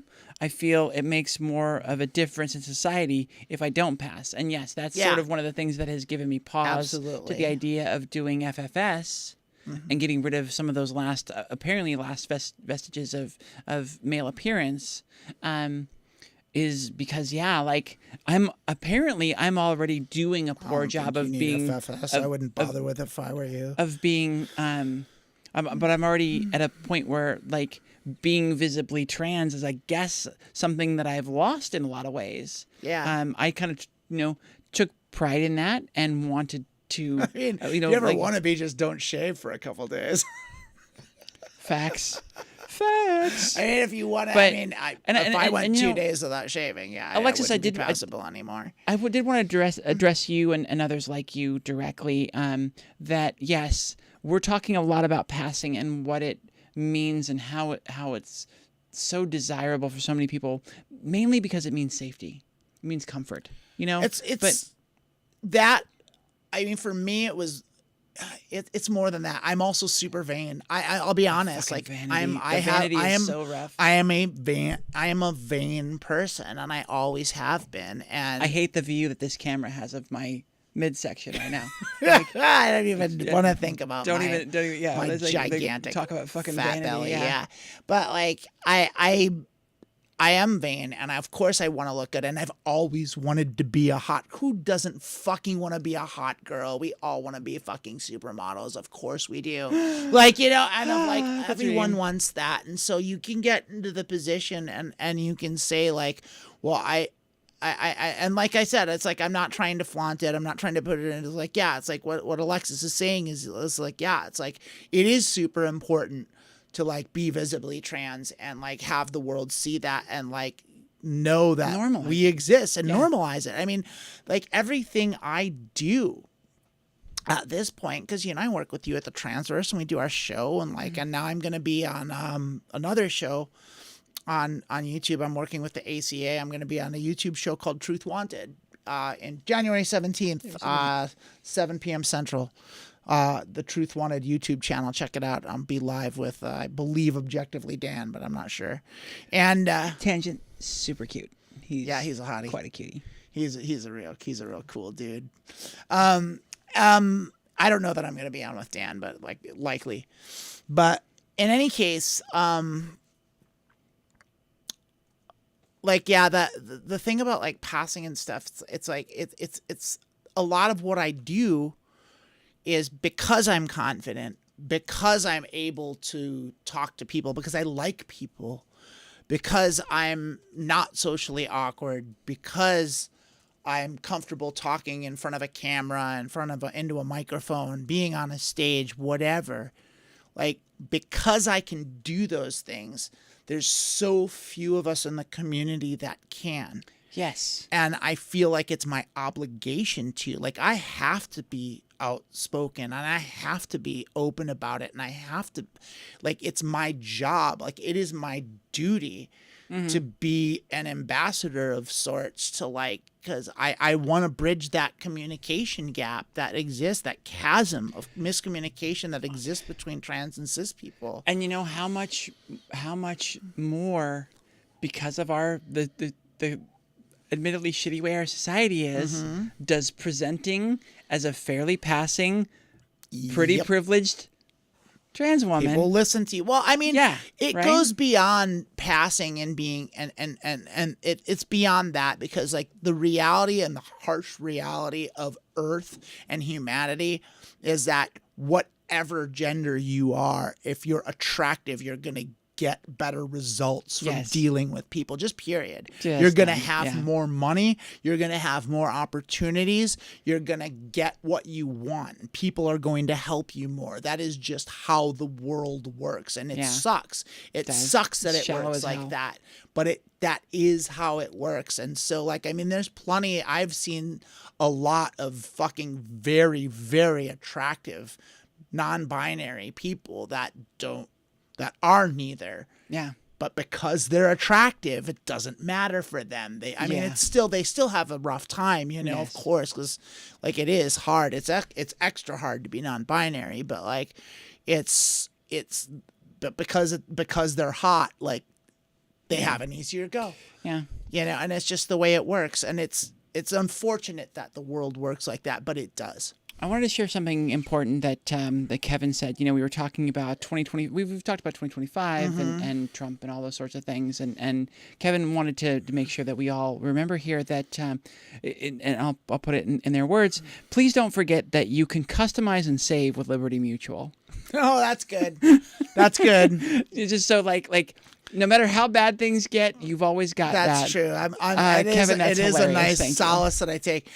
What did I see something recently that was so fucking tone deaf? It was something like that, where it was like the day after the fucking election where everyone was fucking devastated. Yes. And it was like, you know, buy your dream home. And it was just like, it's like, what the fuck are you talking about? Like, it's like the it was like, yeah, it was a car commercial. It was a fucking car commercial. And it was like the election just happened. Everyone was in fucking shock. People were in tears. People were like, had their lives upturned. I don't know what I'm going to do. What the fuck are we going to do? Everything's in turmoil. Everyone's scared and nervous. And here's this fucking car commercial, like, buy a Subaru, ska music. And it was just like, who the fuck is buying a car today? Like, what the fuck are you doing? Just the dystopian disconnect of fucking modern American capitalism is just, it is funny. It's like, it's preposterous. It's clown shoes. And it's just like, I don't get it. It's just like, I don't understand how anyone is still buying into that system anymore. Yeah.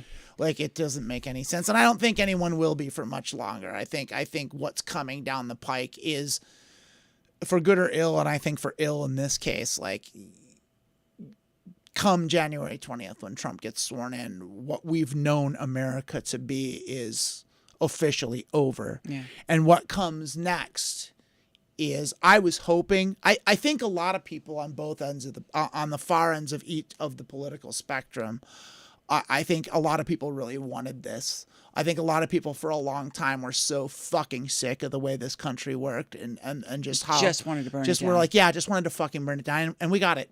It's burned down, and it's over now. And now it's going to be this whole ugly new thing. I was hoping it went in the other direction, where like we burned it down and rebuild. replaced it with something better instead of something that's actually far worse. Well, and actually objectively worse. Yeah, objectively like, worse in it doesn't every take measurable anything, way. It's going to be so fucking bad. But eventually the dust will settle if we survive it. If we survive as a species. I'm a complete was it Syria that just got out from under the same Yeah, thing? Assad just got ousted. Yeah, And so yeah. it only took them 50 years. So Iran's still under the fucking mullahs, and that was 1978. Like, you know, that's been 50 years. You know, it's like, fascism doesn't go away fast always. Yeah, The Nazis went away fast, but the reason the Nazis went away fast is because the United States, the Soviet Union, and the UK were all actively fighting them. Yeah. Like, it was like it took 3 superpowers to stop that. And then even then, like if you look at the things they say these days, like it was tenuous. Like it was Yeah, still, and it was still like a yeah, crapshoot it really of was. who was going to win that one. And you look at like other forms of fascism in the world. North Korea is still doing North Korea's thing. That's been since the 50s. Like, I mean, you look at like Franco's Spain lasted like something like 37 years. Like Pinochet's it's gonna be a long Chile time, lasted long. And like, who's gonna stop the United States? Like, there's no one to do it. Like, there is no, like, Europe's not going to come over here. Like, what, is France going to come do something? Canada's not going to do it. Maybe Canada will do something.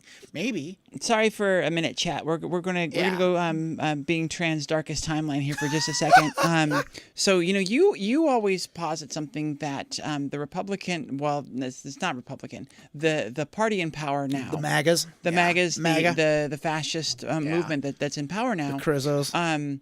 Isn't going to need Trump anymore, and at some point they're going to remove him to move on. I never said that. Like, I think that's a possibility. Yes. I don't know what's going to happen. It's too crazy. Everything's too crazy. But if you think about what we're seeing right now, seeing Elon Musk and the tech bros take over, the fact that Trump is there, Trump is not a uniter. No, he's a disruptor. Yeah, and he's disrupted but united enough to where they're in power, and they're all kind of fighting him. But that's all they needed. They just needed to get in the power. But I'm starting to see the not the wisdom, but sort of the kind of power behind the idea you have, and like the reality of it, as they need to get rid of him soon so that they can put somebody in who's actually going to unite them. Who's stable, who's not a fucking idiot. Yeah, and who's going to unite them. And then this is a man who legitimately wanted to launch a nuclear weapon at a hurricane. This guy, and the only reason that he didn't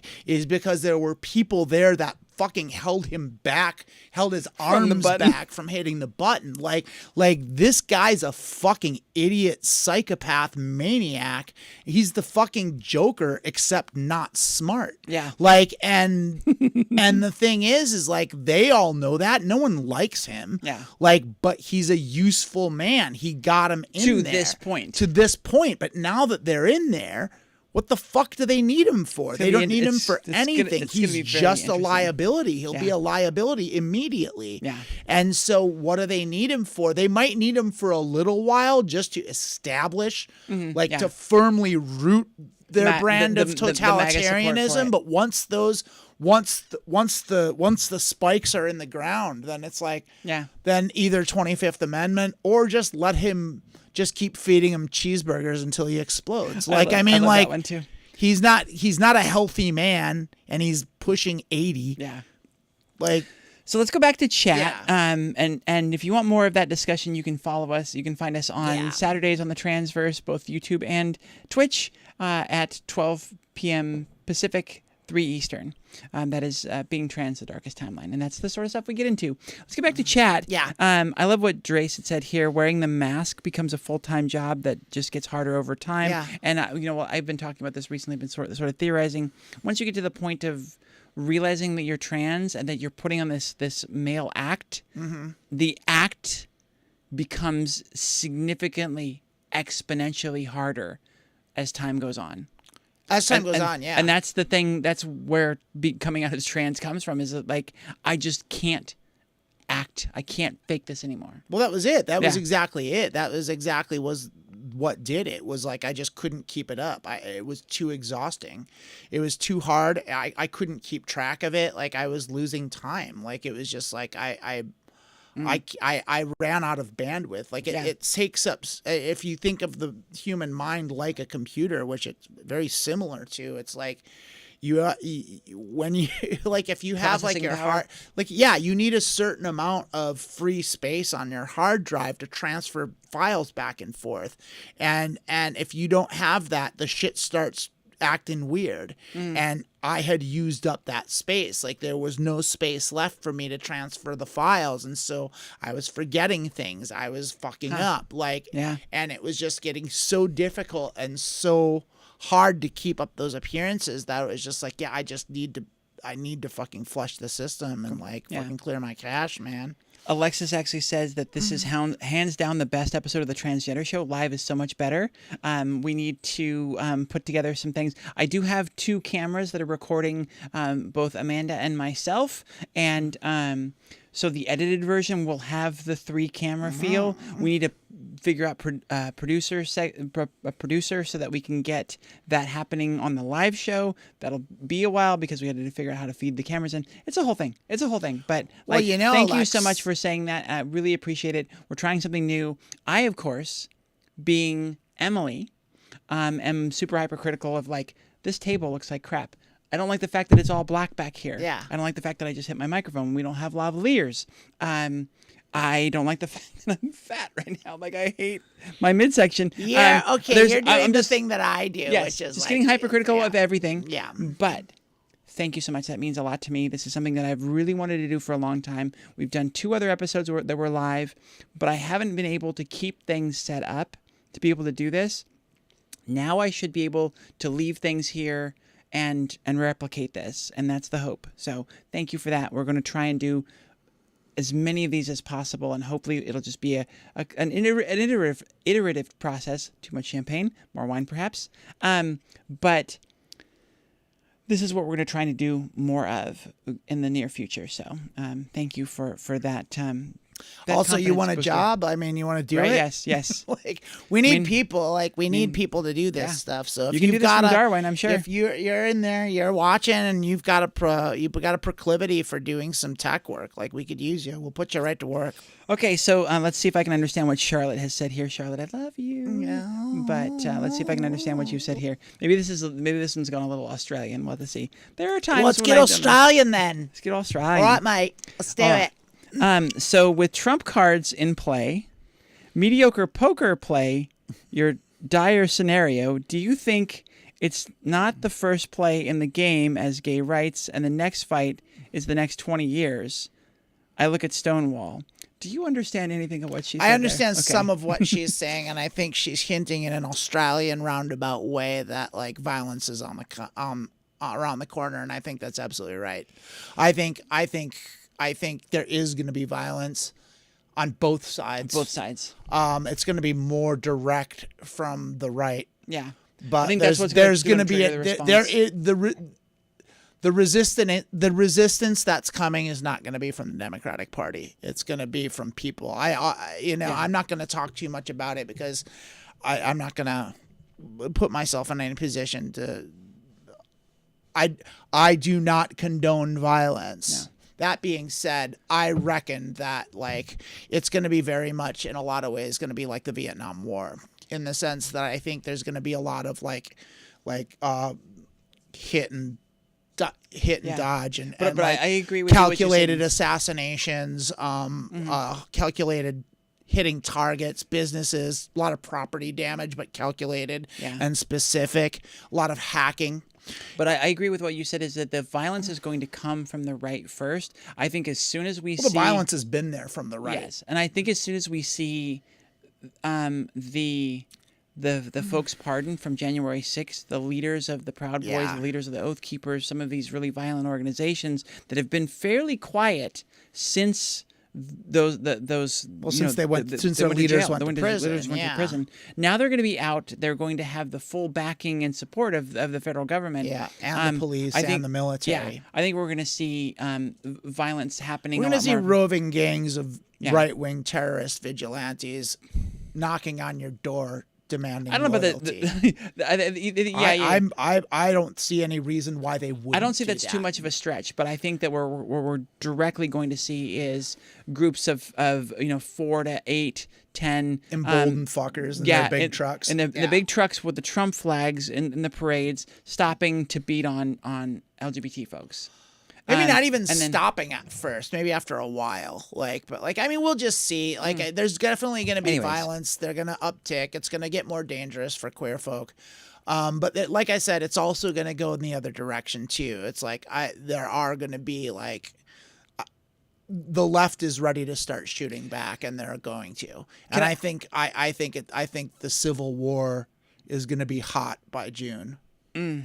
That's what I think. I think the thing that's going to trigger civil war is going to be sanctuary states and the National Guard or military being sent in. I think that's civil what's war gonna, already started. That's what could be. I think it started Let's- already. It just hasn't gotten hot yet. Let's read some of these. You know, obviously it's taken us a long time to get to chat, and we're way behind because we're taking a long time to answer each individual Well, sentence. yeah, here. because you're talking to me. Right. Yes. We're already at 2 hours, which we started. We're at 2.5 hours. We started an hour late. An hour and 10 minutes. Let's be honest. That's this one. That's my fault. Anyways, so there are physics things sprinkled in here. Let's mention them out loud. Okay. And then we'll kind of see if we can suss them out, and then we'll talk about them after I've like sort of sussed them all out of here. Charlotte had said that's why physics has stalled. If the sun is a basis, Jupiter has a bigger pull, yet we're never pulled to it. I saw for the record, sun's gravitational- Jupiter does not have more gravity than the sun. That's what Alexis pointed out, that the gravitational pull of the sun is Far greater. 274 meters divided by 2 versus Jupiter's. I don't know what the m over 2 is. I'm sure I'm getting that wrong. Mass over. Yeah. Two, I so it's don't know. 274 m over 2 yeah, versus I don't know Jupiter's the math. 24.79 m over 2. So that's just they corrected it in chat. The sun Look is up, far more massive with far more gravity. Physicist Sabine Hofstetter, she's got toaster jokes and all. She's great and trying to break the string theory that's left us in a bad place for ages. Yeah, I think string theory is was on its way out. String theory I was think, big in Big Bang Theory. yeah, my understanding, and I get this like fourth, fifth hand, but I feel like string theory is at the point where it's been pretty much thoroughly debunked, and it's going to go the way of phrenology pretty soon. Phrenology. But isn't there proof of string theory? I don't know a enough about it to connection comment between because that gets into quantum mechanics, Yeah. and it I think they've shifted over to more like it's what's the one that they're doing now that's wild. It's quantum entanglement. Okay. And quantum entanglement is the one that's starting to make more sense and starting to flesh out. Well, that's the way it is. Like you throw out a Yeah. theory, you try it, and because that's how science works. And It's and I love the thing that I've heard about science. Maybe it was from Neil deGrasse Tyson. I forget who it was. Science is. No, it was actually from the line. I think it was Forrest. My God, I love him. Yeah, we all love Forrest. Was you can catch Forrest Valkai on the ACA programs such as the Atheist Experience and Truth Wanted. Mm-hmm. And I highly recommend it just to look at his prettiness. I think it's his thing that like the point of science is that you go with a theory until it's proven wrong. Well, you go, you go for as far as you go you with it can. because you go with something and you accept something as a truth because you can't prove it wrong. That's the idea. Yeah, and then when you that's get to the a point whole where you can concept. prove it wrong, then you move on to the next thing, and that's sort of what we're seeing with the whole quantum point of entanglement. it is you're constantly trying to disprove it. Can I tell you how much we've found our people, or at least your people? And I know this is above your head, so this wouldn't. But Drace has actually put the formula for calculating the gravitational pull. Like look at this. Look at how much mathing is going on there. Right there where the cursor's at. It's just like I love trans people. There's so much neurodivergence and autism and wonderful things in the trans community. It's wonderful to see. Oh, yeah, it's just in the world. Like, I think I don't like neurodivergence and neurotypical is like the current parlance, but I even think that is like, it's preposterous to say that there's a right way for your brain to think. Like, that's silly. My daughter and I were talking about this and just looking at like and like thinking objectively about like neurotypical behavior. Yeah. And how like how is that better? How is that the neurotypical? How is that they the seem right so way? much They seem weirder. Crazy. They like seem so insane. They're fucking things up left and right. They're so bad at humaning. Like it's wild. I don't know what Charlotte was saying here. Trivial question mark. Wow, they're so disposed from each other in space. I don't know what that is. Oh, and Alexis retracted a message. Wonder what happened there. Oh. I was a little worried going into my transition. I had, this is Drace, I'd only been openly out as bi shortly before I started hormone therapy. I think that's very common. To come out with a sexuality coming out before. I've seen it a lot. Yeah, I had someone I worked with real briefly in Seattle, and they were non-binary, and they were telling me it's like they came out.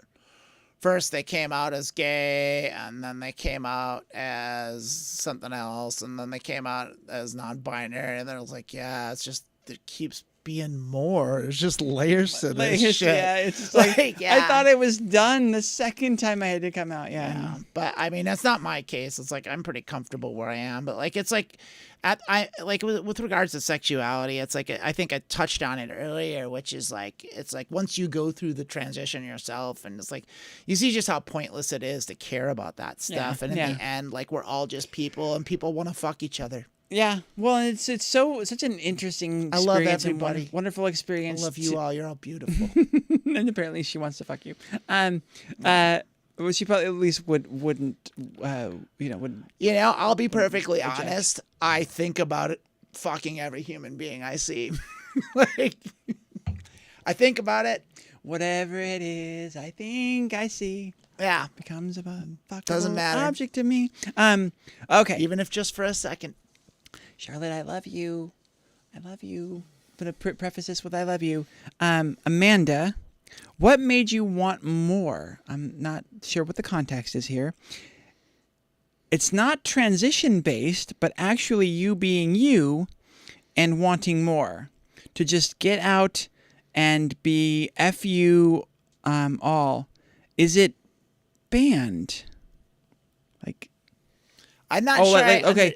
Understand the question. What made you want more? Babe, I need more some help. Of what? Yeah, I'm not sure what that means, but like more out of life, maybe, if that's what that means. And it's just in my nature. Like, I don't know. I've been this way since I was a little kid. Like, I've always carved my own path. I was never interested in following rules. That sounds like such a shit. Oh, I never cared much about the rules. Like, I mean, like, that sounds like such a bullshit thing, but it's true. It's like I never saw value in trying to fit in trying to plug myself into a system or a group. I was never into. It never made sense to me. It was like I never understood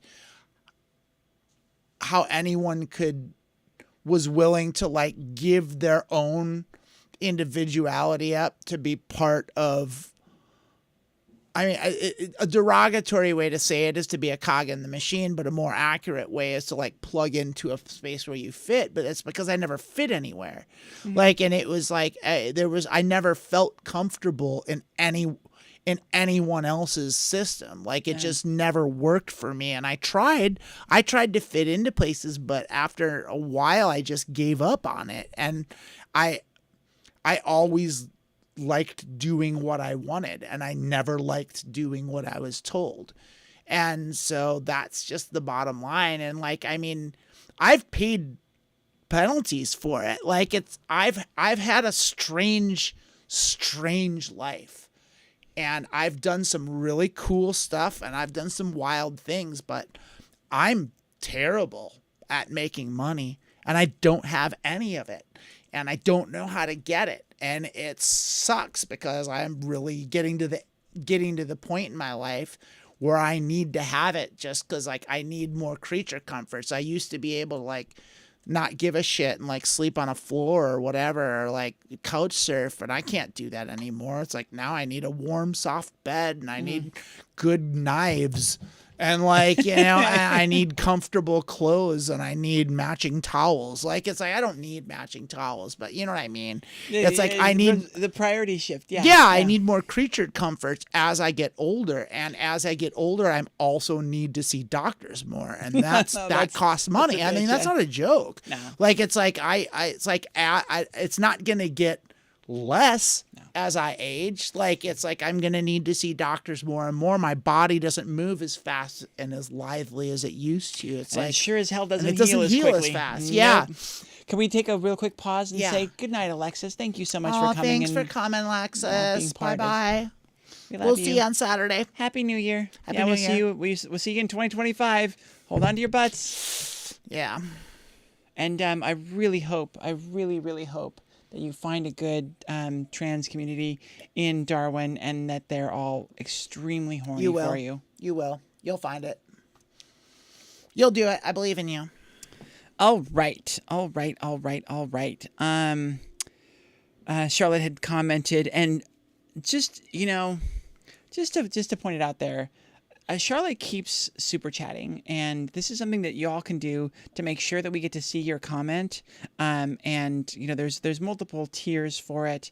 We try and get through all the comments, but the super chat really does help, and of course it helps the channel. So It does. We It really helps appreciate a lot. Yeah. And we understand that not everyone can do it, and you certainly don't have to do it. But if that's a thing you got in you, by all means, that's definitely, we're guaranteed to read it at the very least. Can I say something here? Sure. Alexis just put in the chat, "Aw, y'all made me cry."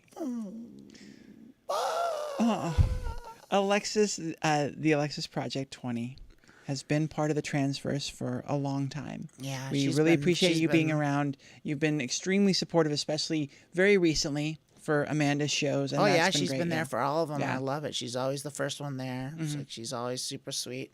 Yeah. Yeah. And we appreciate you. So, Big yeah. heart to you, girl. Yep. Happy New Year, babe. Happy New Year, and I hope that as shitty as 2025 is going to be for us all, I hope you find really good things, because you deserve them. It's gonna be something. It's certainly gonna be happen. interesting in that Chinese curse sort of way. Yeah, talk about the Definitely fucking not monkey paw. boring. We do not live in boring times. No, ma'am. Yeah.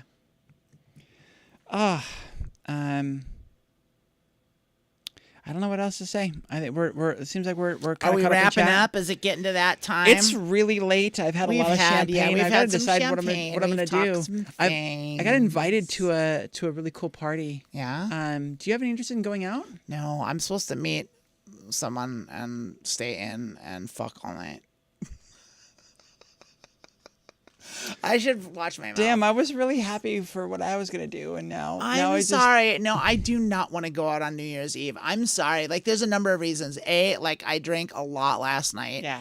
Like, and also, like, I'm not excited. I Yeah, said to earlier, celebrate to like celebrate this year. 2025 has not earned a celebration. No. Like, it's not worthy of celebrating. Was Like, this is- 2024 worth celebrating either? That was kind of a piece No, of shit 24 was not good. Like, it hasn't been, honestly, if I'm being perfectly honest with you, I haven't had real fun since COVID. Like I've COVID was like, the bar COVID for fucked fun. up shit so Jesus. fucking bad, and I have not recovered from it. Like, Yeah. it fucked up my life, and yeah, certain things got better, but so many things just societally got so much worse. And you know what and I think it was? continue to get worse. You know what I think it was? I think COVID exposed all the cracks and exacerbated them. It made everything that's wrong with our global society, it brought it into sharp focus and made it all worse. And now everybody sees that it's all fucked up. Yeah. I think everybody made a horrible decision with that in America with the way they voted. But I mean, but I do think- too, but I'm not one for it. I'm sorry to interrupt, but like, I mean, I'm How not. dare you? I'm not This is one my for. show. I'm not one for accelerationist theory, and I think that's what a lot of people did.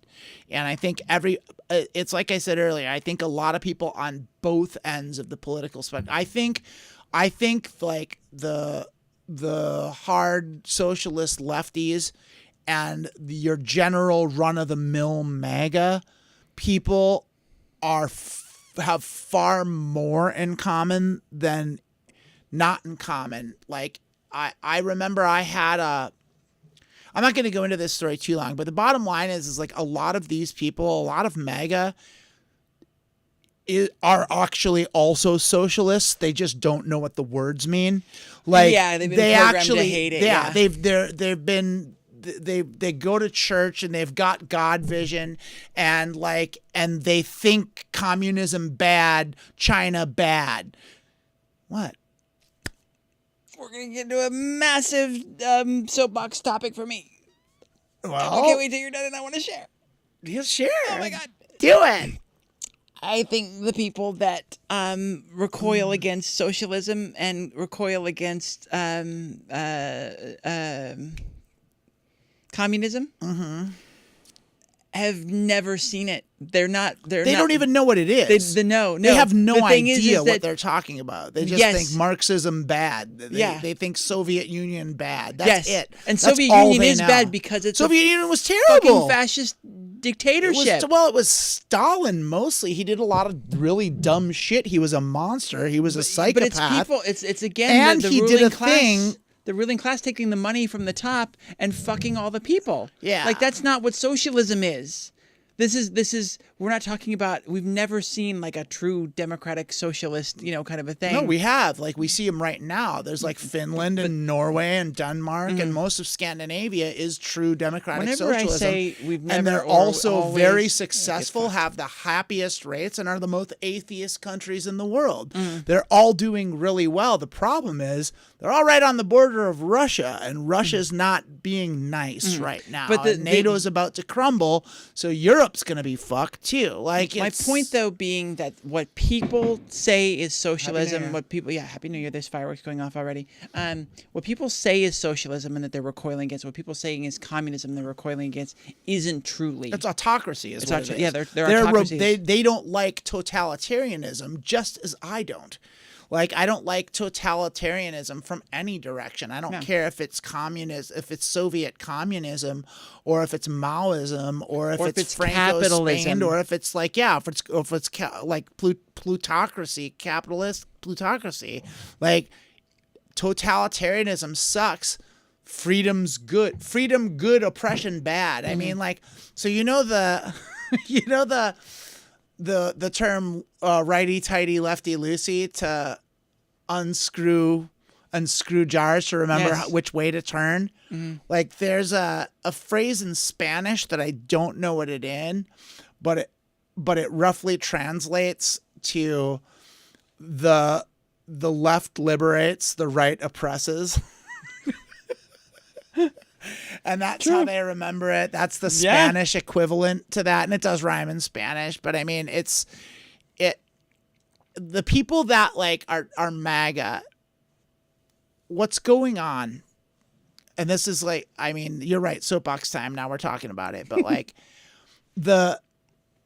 everything that's going on right now, the reason for all of it, the root of all of it is a couple things, but the prime mover here is global warming, is climate change. And everyone knows it.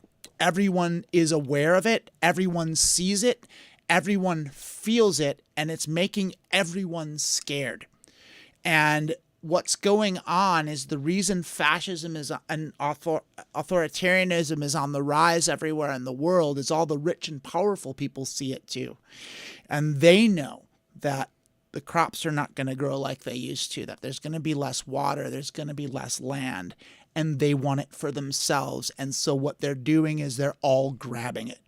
They're all grabbing it and they're securing resources so they have it, so they get to keep doing their thing for as long as possible. And that's exactly what's going on. And that's why everywhere in the world is turning to fascism, and everywhere there's a growing threat. But I mean, that's also the same thing. It's like the MAGA people they see it too. Like they see their wages going down, the cost of food going up. Like they're complaining, they blame Biden for gas prices, but like, I mean, they're not, I mean, they're wrong that Joe Biden made the gas prices go up, but like Joe Biden was the president of the United States, and he did some things to make the economy better. He's still ultimately a capitalist. What what the MAGA people all hate is capitalism, and they just don't understand. They don't it. understand it. They no. don't understand it because they are and so Well, they've and that's how been- you get them voting for a guy that represents them, who is the antithesis. Of Yeah, them. the guy from Manhattan with the gold toilet is gonna save them from plutocracy. That the what only fuck reason are you- he's like, had success is that when he's failed, his dad has pumped more money in. Well, You it's know, it's that's more what- than that. It's that, but it's also it's like he's I mean, you know he's what I gamed mean. the system is Yes. what he's done, and he's the guy that has admitted and yeah, he's a is professional. proud. He's a con man. He's proud of the fact that he doesn't pay his contractors. Yeah. The people that actually do the labor, that do the hard work, that have the families that they're trying to support. He's proud of the fact that he doesn't pay them. Yeah. He finds loopholes and finds ways, and he's got his lawyers. It's like, you want me to pay you? Then sue me. Like, Yeah. good luck with that. And this is the guy that somehow they've been twisted into thinking that this is the guy that's for us. And it's like, I mean, and I understand it because Very he sad. bucks the system. He bucks the status quo. He is the system. He is the establishment. But what he does do is he bucks the status quo, and people are so fucking fed up with everything. And you know what? The other part of it is like it's the stuff like QAnon and the rise of conspiracy theory stuff too. It's like that also is justified in the sense that like we all know that the government and the news has been lying to us for the last 50 years. Like and we have the receipts for it. Like we have MK Ultra. We have like the Oklahoma like riots and shit, and we have like 3 Mile Island, and like we have the cover-ups and all the things that they did that we know that they did, that they have admitted to doing. They're like, yeah, well, like, you know, DDT and like Agent Orange and all that shit. And like we all know that they do that. We all know that they lied about it, and we watched like the news media shift from like Walter Cronkite style like integrity in unbiased journalism to CNN style, the war in Iraq is good. Like we watched that shift happen, and we watched the media go from a legitimate reporting news thing that valued integrity to a profit-driven mouthpiece for the government. And like, and we watched it happen, and we saw it happen, and like everyone saw that happen. And so when MAGA and QAnon says the government's lying to you, well, they're not wrong. They are. Like, and they have been. And so how their distrust of vaccines and of whatever it is that the government says or does, it's rooted in ignorance, but their fear is justified because we don't know that they have injected people with bad stuff in the past. oh my God. So Like- I just went down to a random rabbit hole just today. A roommate had mentioned something about, this is too long of a story, but anyways, anthrax and this whole thing of like someone put had a light bulb full of anthrax and dropped it in a subway car. And so I How looked do it you up. get anthrax in a light bulb? I don't know. Well, the thing is, it's not true. Well, yeah, because you So- can't put anything inside of a light bulb. No, you can. The truth behind it was when the United States Army had tested biological warfare in bacteria in light bulbs, and they threw them into the subway in New York to see like if it would infect people and how it would. Like they just do these. They just used it. We've gotten a lot better. But you're talking about this distrust of the government, this Yeah. distrust of like, and you find out these things of like these horrendous things that they've done just to experiment on people, just to see. And yes, the altruistic reason behind it was there to see how vulnerable we are, how we can combat it. I understand that, but holy shit, our own government was like willing to infect thousands, millions of people to test a theory of how vulnerable we were to biological warfare. And it's just like, there is legitimate reason. There's not legitimate to trust. reasons to not Yeah. trust the system. I mean, like, they are fucking liars. And wasn't it Like, Tuskegee where they yeah, Tuskegee was the one I was thinking about. the yeah. syphilis with the African American Yeah, community? yeah, And that's what it was. Horrendous. It was terrible, things, and like, yeah. and all of it. It's like and so like for those of us that are more inclined to be critical thinkers, that can look at a thing and say, smell a rat and be like, wait a minute, and then be inclined to investigate and find out and do the work to find out what's really going on and make evidence-based decisions. It takes work to do that. And not everyone has those instincts or those inclinations. And the vast majority of people in the United States specifically are not only undereducated, but also are conditioned by religion to believe what they're told.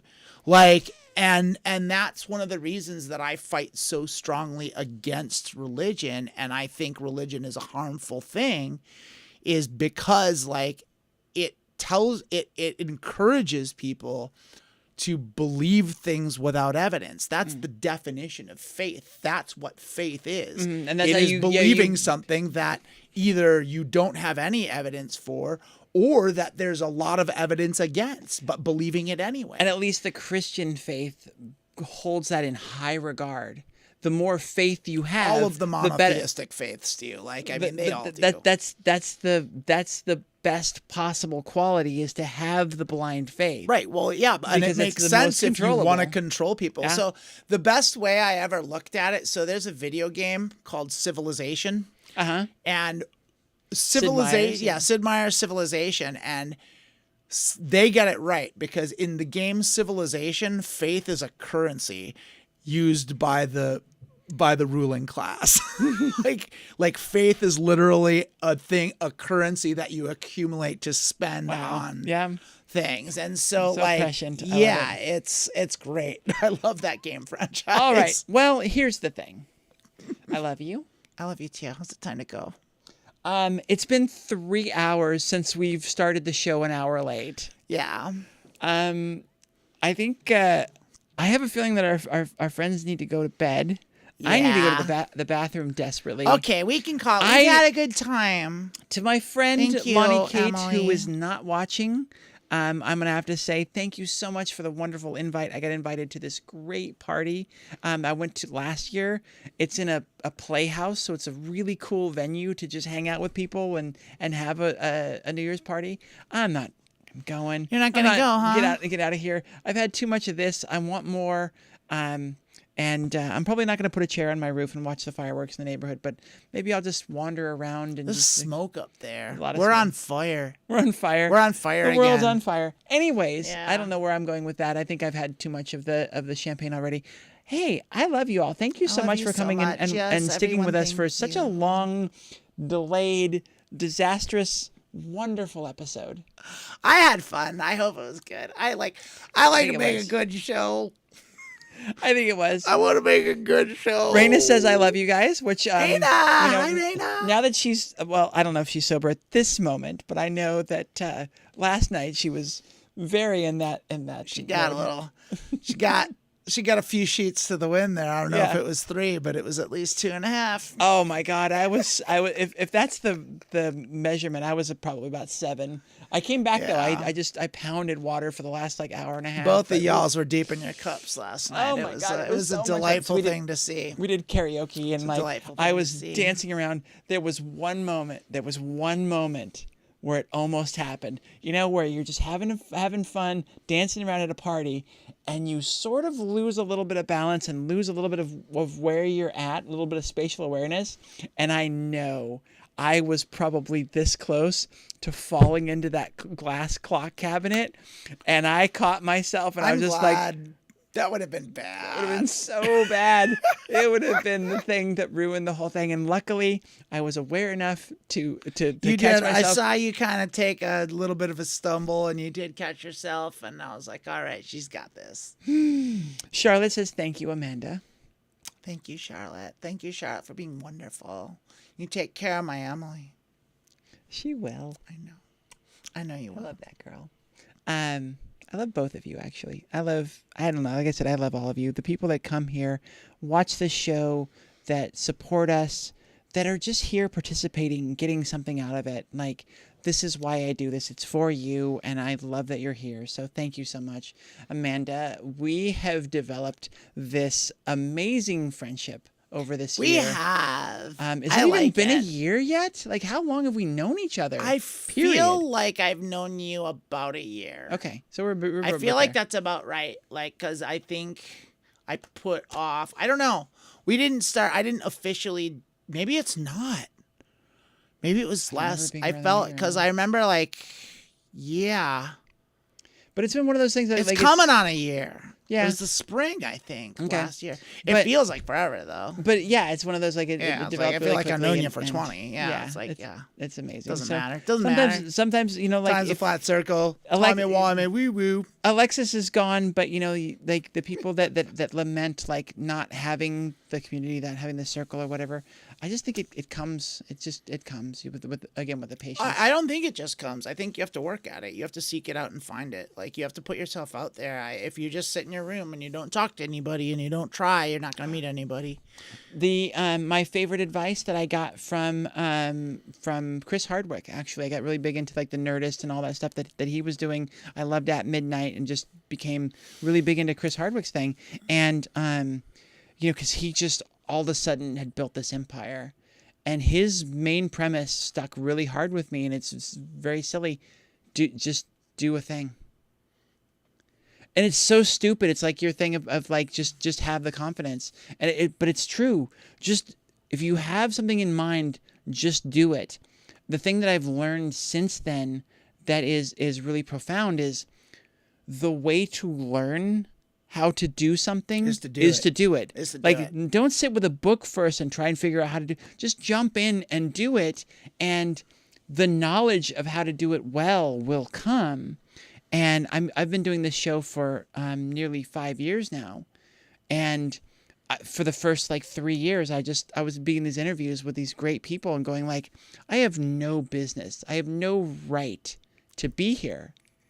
Like I don't know what the I'm doing. Imposter Like, syndrome. yeah, but like I don't have any training. I never like did debate or interviewing or any training for TV or any of that type of stuff.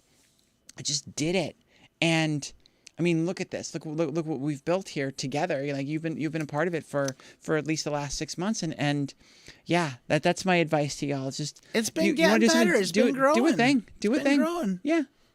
Yeah.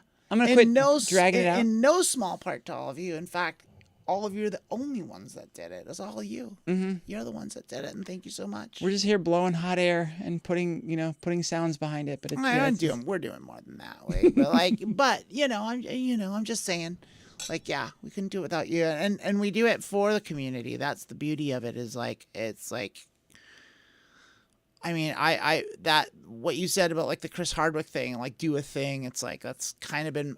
If I could focus on one thing, I might have been financially successful, but I can't do that. I have to jump all over the place. I'm a scatterbrain. I get bored with one thing. I have Even to this, do I other did that. things. I started the transgender show, and this was like, oh, we should have more shows, and then we should do like a whole company. We should make the Transverse, and we should do a big Discord, and we should do all these things. And it's just like, And then your plate's full, and then something weird happens, and then life happens, and you have to like fuck, and it's just like you drop a bomb on it, and the food goes everywhere.